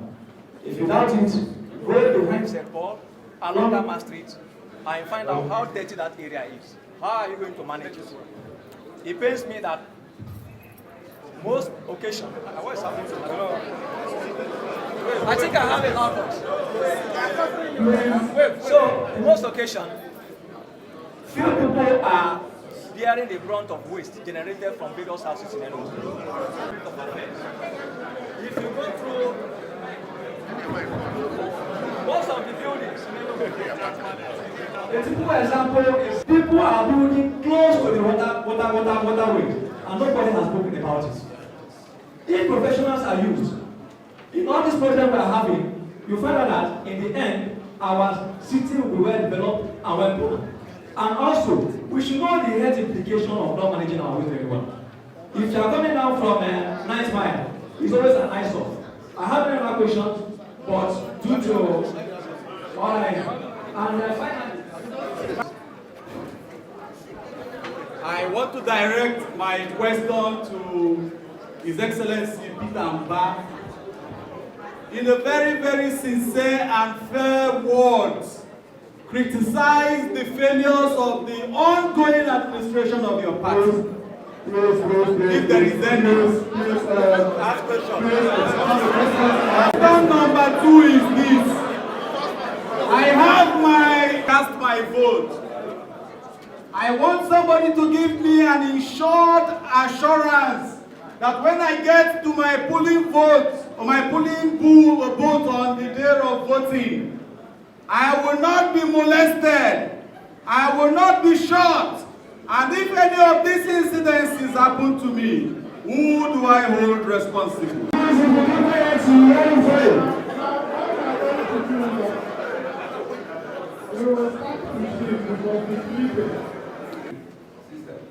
When I become governor by the grace of God, I'm going to assure that appointments and promotions and engagement will be substantially relative, not disregarding completely the constitutionally sanctioned issues of state character, or what we call federal character. The Constitution agrees that it should balance things, even in admission, even in appointments at all levels.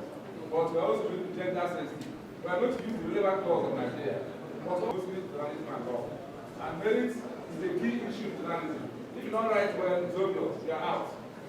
Number two is waste management. Of course, the waste management situation now is like this now. It can be improved upon. We are going to improve on them. There are several options. One is to accept sites. There are, of course, even in the UK, everywhere in the world, there are sites that are located for waste management.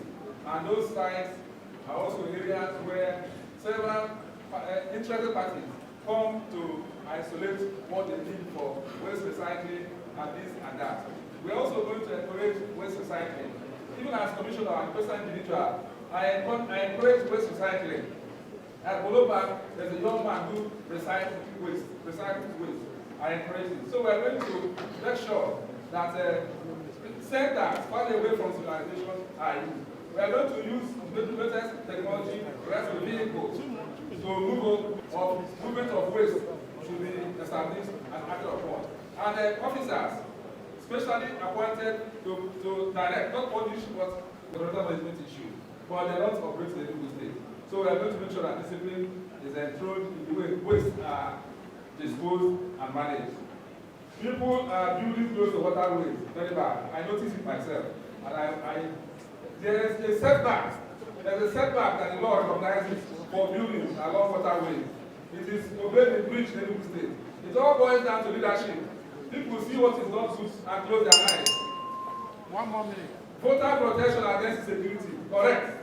There's a building here now in Enugu State about insecurity and voter protection. It behoves on the state government and federal government. There was a fundamental law of the state, constitutional mandate, is that you must secure the people. So the state government and the federal government, we expect them to secure our voters. Yesterday, in Udenu, LP vehicle was burnt by a masked gunmen. 6 masked gunmen came out and burned down an LP vehicle. So we have witnessed it. We're not pointing fingers, but it's a genuine issue that we expect the JDPC government in power, just because it's in power, and the APGA government in Abuja to address, because they have the security, architecture, infrastructure, and their beck and call. Please don't mention anything. This one, what will you do in charge? Then there's a government that is in power. How they should be held accountable.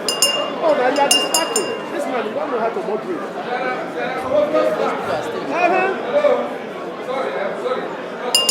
There are some other things to carry away from. There's a government in power that is positionally inured with the protection of people. It's a fact. And Abuja the same thing. Carry away from it. Thank you, sir. Thank you very much. Regards to effective judicial system. Interestingly, as a lawyer, for us to witness a harmonized judicial system, harmonized effective judicial system, we have to embrace modern day technology. Our judges still use shorthand as I speak, and it gives rise to delay in adjudication.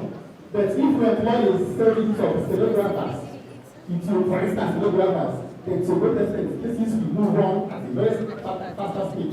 And then some laws have to be amended, like the administration of criminal justice law in the state has to be amended.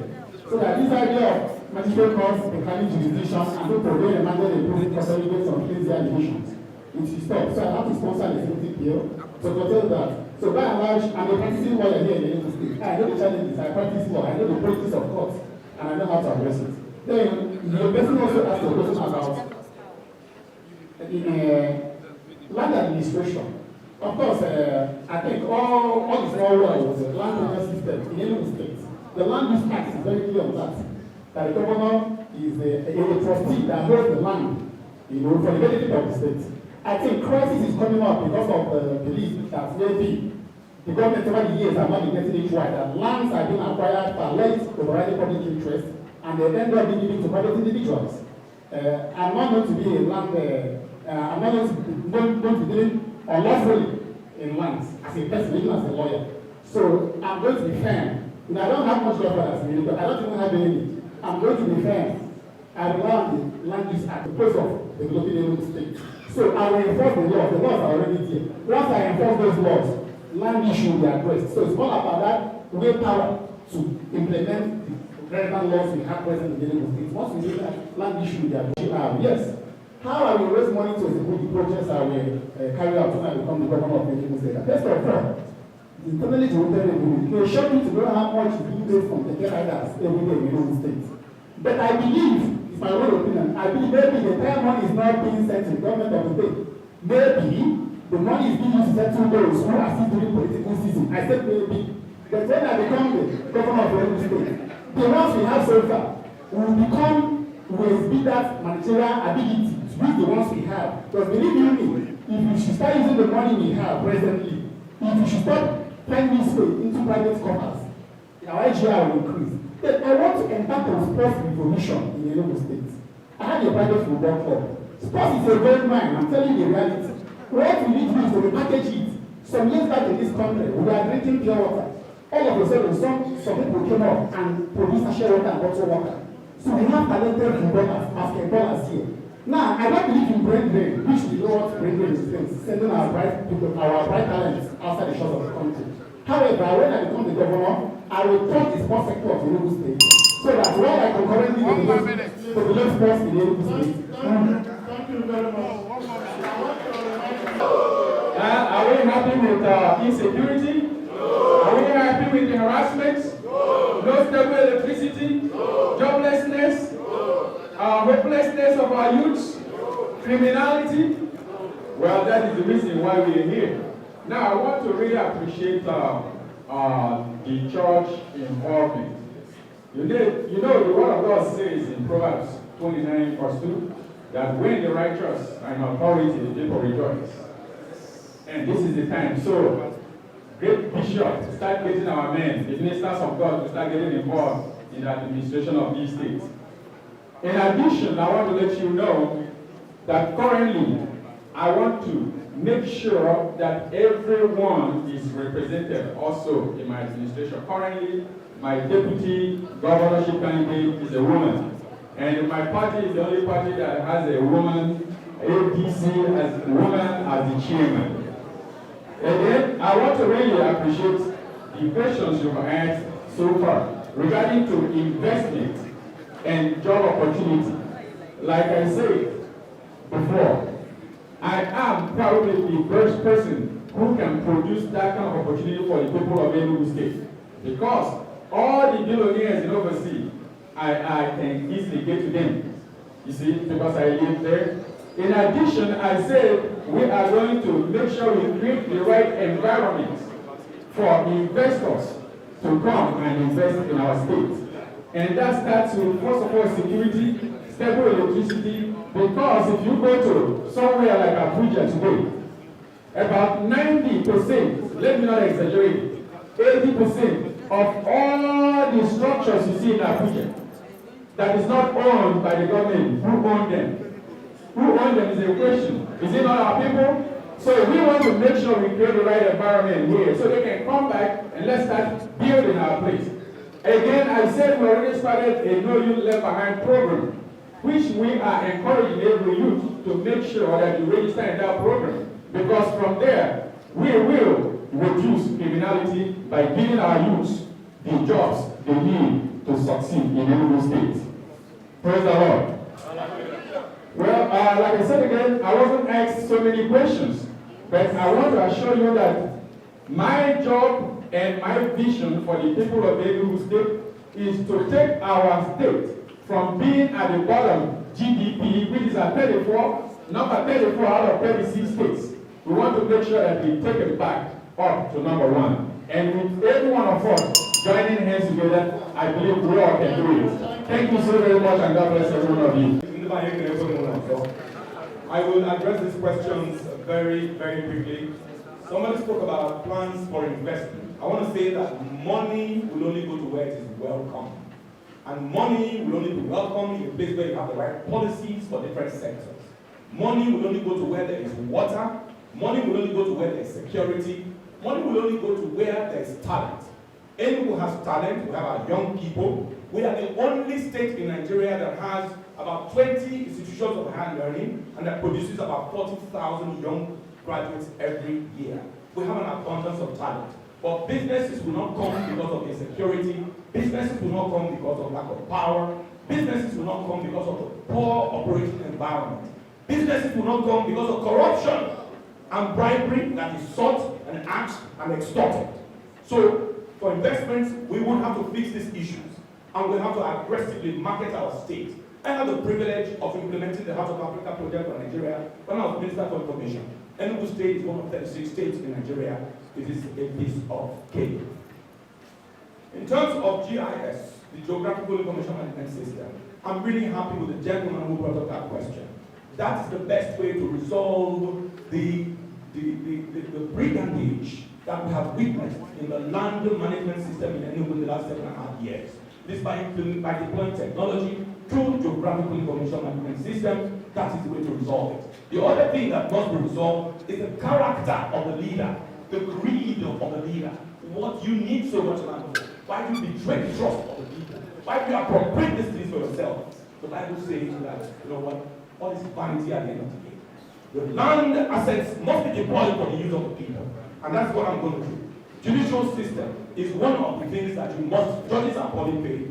The training is not provided. We would have to partner with the judiciary in order for anything to happen. The judiciary must be treated with dignity, they must be empowered, they must be supported, and they must be treated as an equal and coordinate arm of government. On the matter of nepotism, let me say clearly, the entire state of Enugu will be my constituency as governor. That is what you do. It is the entire state that votes for you. You must respect it, you must honor it. I will honor it. The other thing is the issue of handover of schools. Yes, I reiterate that I will hand over schools to missions, not just hand over schools to missions. I will do what happened, former Governor did in Anambra State. Not just handing over schools, supporting them financially, supporting them through the Ministry of Education, constantly partnering with them to make sure that our children get the right teaching and the right instruction to make sure that it is well. On the matter of, then somebody asked about what I intend to form.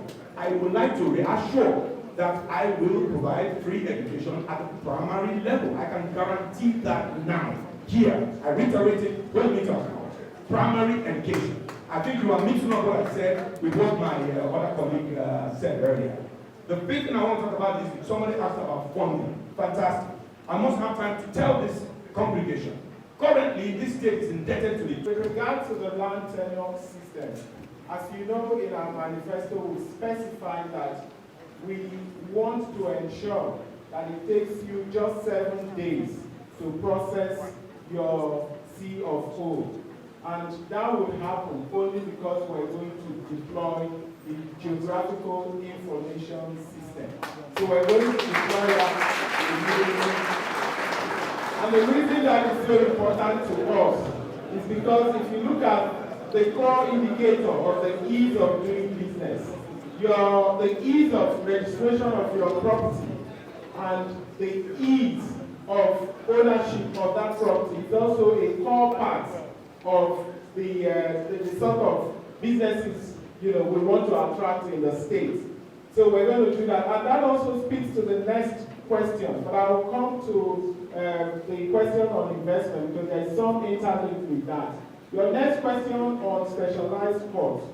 We've clearly said that, of course, the ease of enforcement of contracts is another core indicator for the ease of doing business in the Enugu State. So we do need to have specialized courts. We need to have commercial courts, we need to have family courts, and of course we need to have real estate courts. The reason is that, of course, when you have those specialized courts, and you're also going to have fast, of course, in relation to that, or further to that, we're going to have digitized. Currently, there's a process of digitizing the administrative part of the case management. But we also want to digitize the case management itself and the court process. So we're going to have a full automated system to fast-track cases in our courts. And then, of course, in relation to investment and job opportunity, everything we've talked about in our manifesto, our mission going into this to serve Enugu is to make Enugu State the preferred destination for. And constructive investment would require you to attract the private sector to come in. An attractive private sector would require a vibrant workforce and a large market. And that's all that we have said and explained on how we're going to ensure that we have vibrant workforce and also a robust market that would attract the investment we're talking about. There's a question on civil servants, both the active and the retired. Again, will you notice that we have said we're going to entrench e-governance? What that means is that we're going to enhance the skills of our civil servants. We're going to strengthen that arm of government to ensure that we provide services, deploying the e-governance mechanism.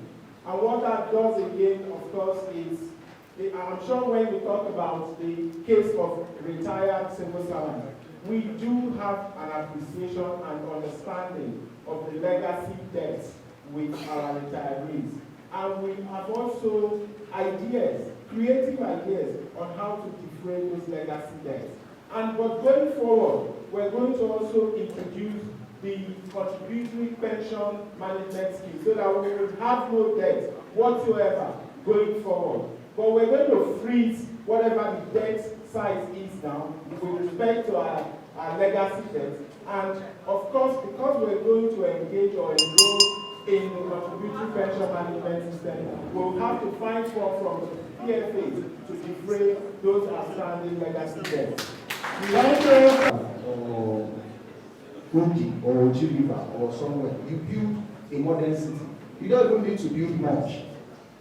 All you need is the essential things that people need. A mall, a market, like the amusement park, Zoom, and just little things.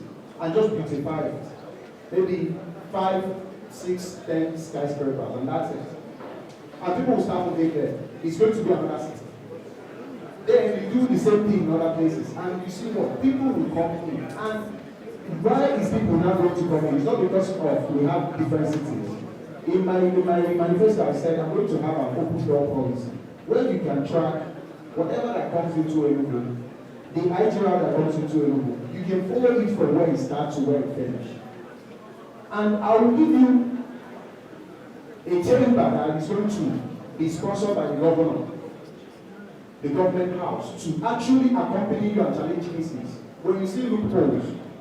Because government cannot function when we don't have checks and balances in government. And why am I going to do that? I'm even going to allow that same chamber to question me if there's anything they find out I'm doing. Because the government I want to run is an open government where it's going to function freely. I'm not interested in spending money. And if I empower Enugu people and build all these industries and build multi-millionaires in Enugu State, all I have to do when I leave office, I go and open a foundation. And the donation that will come there, I'll end up dying a multi-millionaire, and my kids, nobody will prove them. I don't have to steal to get rich. If I'm good, if I think it's my calling to build Enugu, it's my calling to help on the Enugu, I have to leave office still doing the same work, so I have to open a foundation. And I'll still be enjoying, I'll still have a normal life, and my kids will never be poor. And that is how I want to show.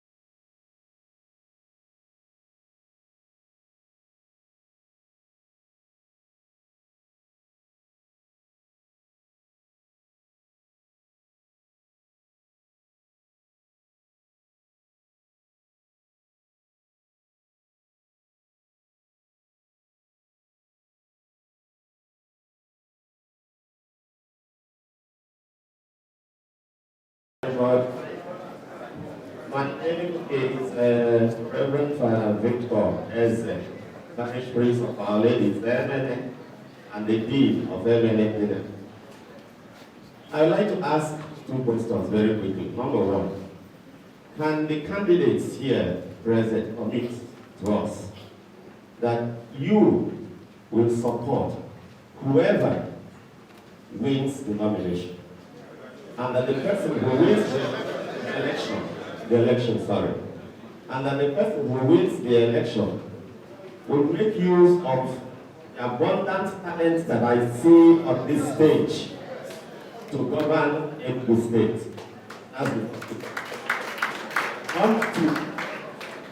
Number 2, it is very interesting that the church is organizing this event.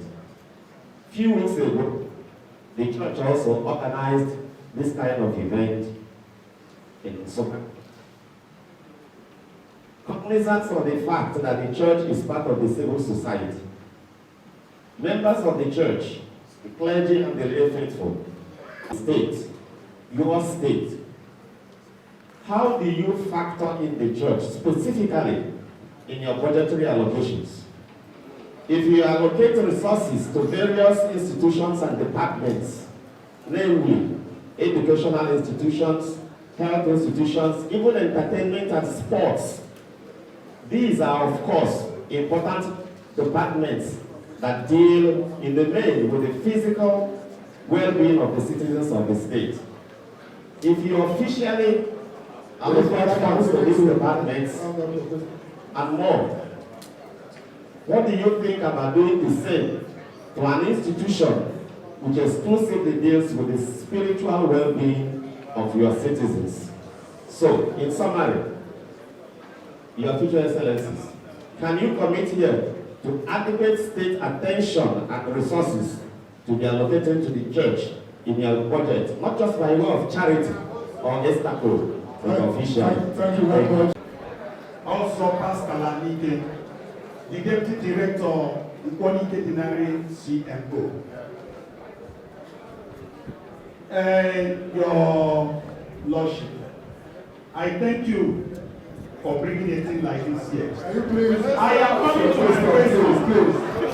The question is, will the candidates make available this kind of opportunity for us to see them again after today?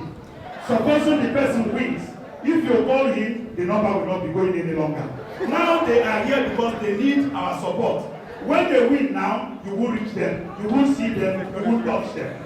So what are you promising us? Secondly, our children can no longer access something like zoo anywhere to know the animals or what they look like. The entertainment industry or whatever, or any place they go for leisure. You people have not spoken about replacing all those places, because I know that Kenya or some other places like that generate a lot of money from their wildlife. The same thing to Budukato Ranch. They get money from that area. How are you people going to bring that thing back, the zoo and some other entertainment things to make us feel back online? The last person. Good afternoon. So my name is Amarachi Peace, and I'm here with my fellow girl advocates for girl child education, and we are members of the Nigerian Girl Guide Association. And we are sponsored by a UK-based NGO body called Malala Funds. So basically, I have a question for each and every candidate. I will make it very brief. So first of all, for the ADC candidate, I looked at your manifesto that you posted on your page online, and then you provided something on education. However, you didn't go further to buttress on it. So I want to know, what are your intentions towards education, especially basic education in Enugu State? Then for the APGA candidate, and you talked about making education compulsory. How do you intend to go about this, making it compulsory, since it's not free? Are you going to compel people who can't afford education to actually go to school? Then also for the candidates of the Labour Party, from your portfolio, I can see that you have a very notable portfolio. But then looking into the aspects of education, you have nothing provided for it. So please, can you buttress on that point? Then for the PDP candidate, please, you talked about Enugu State being the #1 in the utilization of the UBEC funds in your manifesto. But however, we have the UBE Act, which provides for free and compulsory education for every child in Enugu. How are you going to make sure that this is provided for and actually enforced in our state? Then for the PRP candidate, your focus is mainly on agriculture, which I honestly appreciate. But then how do you intend to incorporate education? Because without education, I don't know how you want to go about your plan on making agriculture very, very standard in Enugu State. So please address on that point. And then lastly, for the YPP candidate, you talked about integrating informal education and then introduction of tech education as well. So how are you going to do this? And then is it going to be accessible even to the poor masses? The children of the less privileged, they have access to such education. Is it going to be ask whether we can commit support the other ones. I would not like to this wonderful congregation. There are those, if they win, I can work with them. There are those, if they win, I cannot work with them. Then, they also ask whether the agenda I have for the church. Because the church is made up of people of different states. If any people are comfortable, financially well to give, the church will benefit. So that the church will have that moral right to call us to order. Because if the church is somehow dependent on the government, the church will not have that full right to call us to order whether we start this debate. Because our corrupt and absolute right corrupt absolutely. Then another pastor asked a question about whether this type of opportunity is available. I always go on radio stations. When I become the governor, I will always go to radio stations. Call me, ask me the question you want to ask me, and I will answer you. I don't run away from radio programs. So even if you don't have opportunity for a candidate like this, people will always start calling me. I will not be a big man governor. I will be moving around Enugu State. I will be a national governor. So you will always see me. And finally, the issue of Zoom. That's what all I did. That's I wrote to look at. I wrote a book on wildlife security. From Amarachi, I want to appreciate you for retracting on that question about education. Like I said before, education in Enugu State will be free for primary and secondary school students. In addition to that, primary school students will get at least one free meal a day, so that when they go to school, they can concentrate and listen to their teacher. In addition, you can imagine when a child is expected to eat food in the school, he or she will wake up right on time to get to school. And it will give the parents the ability or the chance to concentrate on what is more important to them than worrying about their children. Then for tertiary students. Yes, thank you again. Thank you for the excellent questions. Well, for details of our manifesto, please go to my website, www.friendsmillenniumsecond.com, for details of everything you have received. I'm going to take the issue on whether you're going to cooperate or not. I mean, of course, if my suggestions are sought, I'm happy to offer my suggestions to anybody that emerges. On the matter of accountability is extremely important. That's why we're doing what we're doing. These members of, our citizens can expect to have a monthly radio engagement with me as governor. The business community in particular will have a quarterly meeting with me as governor. And the various zones, the 3 zones in the state, can expect to have quarterly zonal meetings where members of government and the people from that area come together to discuss progress of government and then to track the promises that have been made. On the matter of entertainment sites, yes, zoos are important for education and for leisure. Hospitality and tourism are key aspects of my agenda. You can see details about this. And for young people who are here, we are going to restore Enugu as the capital of Nollywood. We are going to bring back rangers to this place and make sure that they begin to do their things here. Thank you. Citizens engagement is very good. As if I come governor, it will be ongoing and continuing. The benefits arising there from are so many. So it's better that you go to people expecting them to come to government now. Zoo is good, but you don't have to place the people far before their time. There was a zoo here where it was the smart who are paid below what you give to the lions, and you expect them to give those food to the lions. So the material condition of our people was improved substantially for us to maintain a zoo adequately. So Hollywood, yes, Hollywood will encourage, tourism will encourage, but I'm not insisting that we must have a zoo. The time for that may not be now any longer, until our conditions improve. Thank you. Two things I'm going to talk on. Number one is I will accept anyone that will win this election and work with him, no matter the kind of person he be. That's number one. Number two, coming to the issue of church and budget, I am from the background of church. This is my 31 years as a full-time gospel minister. I know what to pass through. It is something that must be done. There's no truth about it. So that the church can move forward also. Because if the church is not helping in politics, nothing will happen. I will be fully involved in everything at the church because I have already made a plan that 2 times in a year there shall be a state praises in Enugu, a state praises at Obara Avenue, where all denominations will come together and make their hand for the Lord. Issue of accessibility, I want to address first. We have stated clearly in our manifesto that we're going to be very accessible.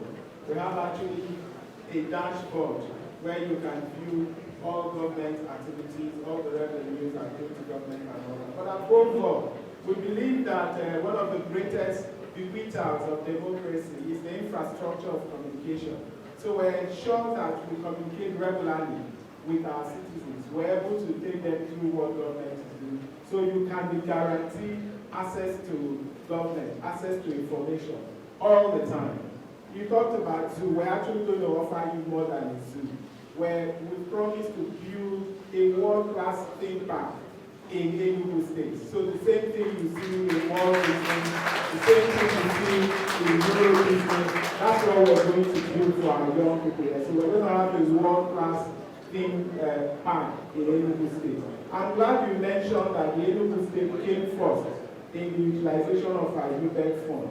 And indeed, as it stands today, Enugu State provides free education for our primary and junior secondary school.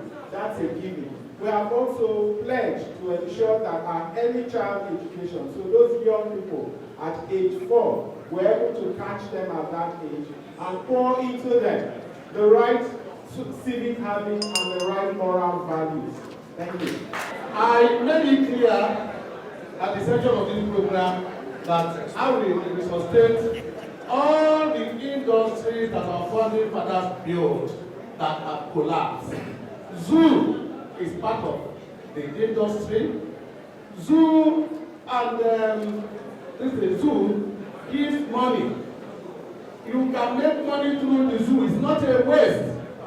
Tourism and zoo must be encouraged in Enugu State. It's part of where we make our money. And we have a site now where we are going to build a standard zoo. For your information, those who destroyed the other zoo, where they get the money, they go from that place. Because I'm aware that those who destroyed that zoo are part of those who are today yearning for the seat of the government, of government of Enugu State. So they must tell us where they get the money they got from the allocation and sales of that land and the animals that were there by the time they sold it. So it is in my agenda. And then, we talk about education. The government education, please. The question of zoo, I'm not going to answer it because I've answered it before. When I said, please, can we hear him? So the question of zoo, building zoo and amusement park. When I said I'm going to build new cities, I already mentioned zoo, amusement parks, and so on and so forth. So I think I'm not supposed to attend to that question.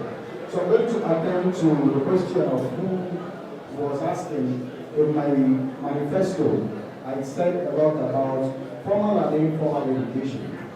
And also, it's not going to end there.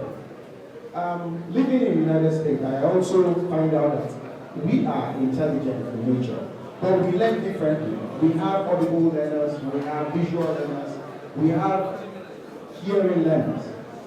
We have a lot of ways to learn.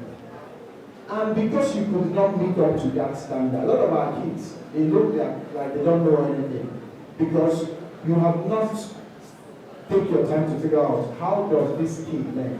In which class can I put this? That actually happened to me. While I was in College of Western Idaho, I was feeling really bad to the extent that they had to call me for a meeting. Dr. Sylvie Maga, the chief host of this historic event, my Lord Bishop of Enugu, Most Reverend MSA Ugolo, the co-host of this program. We thank you immensely for granting us the opportunity to host this podium discussion, which is the beginning of many transformational agendas under the Enugu Politics Commission. My Lord Bishop, thank you. We also wish to thank all the gubernatorial candidates as well as their party chairman, who deemed it fit to be part of this great program, despite the short notice. Indeed, you have shown that power is in the hands of the Almighty God. You all have presented to us your intentions and plans for the state when elected. We, the lay faithful, will hold any of you who eventually emerges as the governor of Enugu State accountable, which was the main reason for this podium discussion. We have volunteered ourselves to serve as your external conscience, to ensure that your leadership reflects the Catholic social teaching, which in itself brings about the enthronement of good governance from members of the cabinet. We might want to conceal the truth from you, because we quite understand the greatest challenge of any leader is getting the right personnel who believe and share in his or her vision. My laity council chairman, we sincerely appreciate your presence and we are deeply honored. May the good Lord bless you all. We thank the moderators, the pressmen, security personnel, and all the committee members who have worked tirelessly day and night to see to the success of this program. Special appreciation goes to Father Ifunaya Neke, Father Tobe Namani, and Father Donatus Onik, who believed in us when we brought out this idea to further strengthen the Catholic Politics Commission to remain a non-partisan pressure group that sees to the enthronement of good governance. Thank you, fathers. Finally, as we all depart, we wish all the candidates the best of luck. As we go into the election arena, may the best candidate win. Thank you. Son, and of the Holy Spirit. God our Father, we thank you for this wonderful family discussion that's going to lead us to elect one of those who will take care of us in this state. May we make use of the ideas we have gotten from one another. It's a cross-pollination of ideas and cross-pollination of ways of doing things. Help us not to be too arrogant, not to collect, not to imitate or take up what one other person has said that is good. Make us humble to serve one another. God, through the intercession of your mother, Virgin Mary, may this election be peaceful. May this election be successful. May this election be fair. May it be godly. Through Christ our Lord. We fly to your patronage.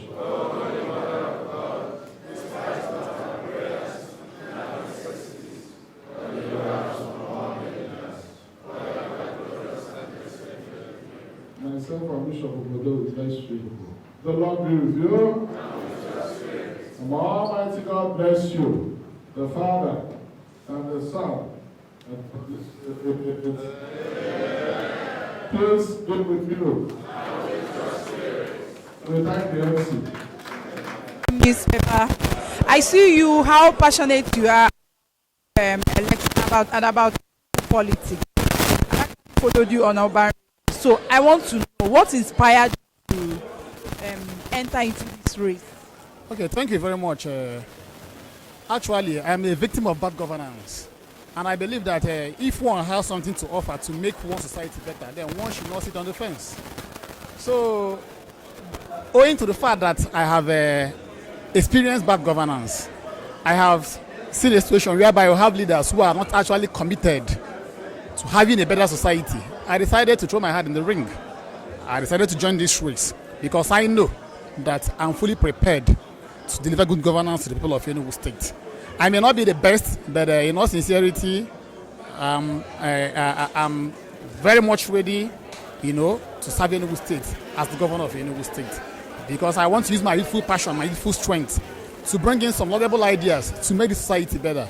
So it's not all about maybe sitting back and complaining and criticizing the system without coming forward to render valuable services to make our society better. That's why I decided to be part of this electoral process. Okay, I would have asked if you have all it takes to turn things in Enugu, but you have answered it. Then I also want to ask you, looking at all the people, looking at the candidates, do you think you have all it takes? I believe in possibilities. Power belongs to the people. So, and that's why I'm encouraging Enugu people to come out and vote. If you don't believe in possibilities, then you are not even qualified to be a leader in the first instance. Because if you don't believe in possibilities, then the chances of also confronting the challenges facing us will not be there. So I believe that anything can happen. All things are possible. When Barack Obama became the US president, many people never believed that such a thing will happen. But today the rest is history. So let's wait and see what happens in Enugu State. I believe in the force of destiny. If the appointed time has come for Enugu State to experience good governance, it will happen. How it will happen, I don't know, but it will happen. If the time has not yet come, it will not happen. So I believe in possibilities. I am not underrating myself, and I know I'm fully prepared to serve Enugu State as the governor of the state, if given the opportunity. So let's wait and see what happens. Okay. From the Choice Flame newspaper, we wish you all the best. I appreciate it. Thank you very much. What inspired you to go into the race? So thank you so much. It's been a very interesting day. First of all, I often say that I'm the beneficiary of the best nurture that a child can get. I've had the privilege of, great nurture from my parents, education and exposure. And I've also had the privilege to serve and to travel around the world. And, when I look at my environment, Enugu State in particular, and Nigeria on an extended perspective, I am desperately ashamed and embarrassed with the state of affairs. That in the 21st century, especially in a state where one party has been dominant, that Enugu State, a state that is over 100 years old, continues to suffer water scarcity, that has become one of the filthiest states in the country, that insecurity has become so pervasive that our roads are nothing to write home about, that we have pensioners who are not paid, we have retirees who can't get their gratuities, that we have primary school teachers who have to embark on strike to protest for payment of living wages. We have youngsters who are trained 5-7 years, they have no jobs. We are in a state where no new businesses have come in almost 8 years. We're in a state that is highly indebted. And I ask myself, we cannot stand by and just allow things to continue that way, because at the end of the day, it's going to destroy all of us. That is why I stepped out in the firm conviction that I have what it takes, I have the education, I have the experience, and I want to say that amongst all the people who are running, none of them, with the greatest respect, and I always celebrate and honor them individually, I honor their achievements, but none of them has the quantum of experience that I've had at the state, at the national level, and internationally as well. So it's safe to say that you have all it takes to pilot the affairs of Enugu State if elected as a governor. Well, thank you. I take that as a compliment, and I just say thank you. Okay. Thank you very much. And from all of us at the Choice Flame newspaper, we wish you all the best. Thank you. Thank you so much. Thank you. Good afternoon. My name is Vivian from the Choice Flame newspaper. So looking at you, I know you're very young. But when you said you're 35, I was like, he's 35, he's into this run, he's into this race. So what inspired you to go into this race? Well, I have to be sincere. Haven't lived here in Nigeria and haven't seen how bad the system is and how people manipulate other people to get wealthy, and at the same time I wouldn't just watch. I don't want to be one of those youths that is on the side talking and not doing anything. And thank God for the new Electoral Act. That actually gave me the strength, the backbone to decide to come out and run for this election, knowing fully well that if people come out and vote for me, that definitely their vote is going to count, and I will become their governor, and I will change those narratives and teach people that you don't have to steal as a governor or as a politician to actually become rich. That there's many ways. If you have a goodwill at heart, you can do your goodwill, and if it's in you to do goodwill, you can open a foundation and continue that goodwill. And those people that you have empowered in the course of being in the politics corridors of power, those people are definitely going to donate to your foundation, and that's how you will thrive and also become rich like others, and you will never be probed. And that is the narrative, and that's exactly the culture I want to cultivate in Enugu State. And I want our people, I want youths like me to be able to go to work and do what is needful, take care of their parents, do what they're supposed to do as youths, and not think they are useless and not compelled to doing rituals and doing all whatnot just to survive. I want to create an enabling environment where the youths can go to work and make enough money to take care of themselves and also their immediate families. Thank you. Okay, let me also ask you 2 questions in one. First of all, do you think you have all it takes to win this race? That's number one. Then secondly, do you think when you eventually win, looking at all the problems we have in Enugu State, do you think you also have what it takes to combat them? Well, the problems we have in Enugu State is man-made problems. And I'm going to tell you categorically that those problems, I'm going to take it out only with the what I said in my manifesto, industrializing 17 local governments. With that, creating jobs, a lot of these problems will be phased out. Even the problem that the church themselves have, mostly, and the problems they solve mostly are problems that government, 95% of it is, even 99% of it is problems that actually government is supposed to be solving, not the churches. So I want to be able to tell people that this is your right, because we have the right to live, to be alive, and these basic human needs is what I'm all about. I want to bring those basic needs, human basic needs, to people, so they will know that this is their right. You don't have to beg for water, you don't have to beg for electricity, you don't have to beg for all that. In the United States where I live, they will write under my bill, if I'm facing a financial challenge, that I should call this number, they will pay my bills for me. So basically, it's a must. You have to have it, and guess what? Here we don't even have it, and we still pay for it. And guess what? We don't make enough to pay all those bills. So I'm here to make sure that our people understand what is their right and actually demand for it. And I'm going to do that by having an open door policy, and have, like I said, and have a chamber that is under me that will challenge me myself. And the citizens can challenge whatever I'm doing and challenge other people. So that way there will be checks and balances in my government. Thank you. Thank you very much. And from all of us from Choice Flame newspaper, we wish you all the best.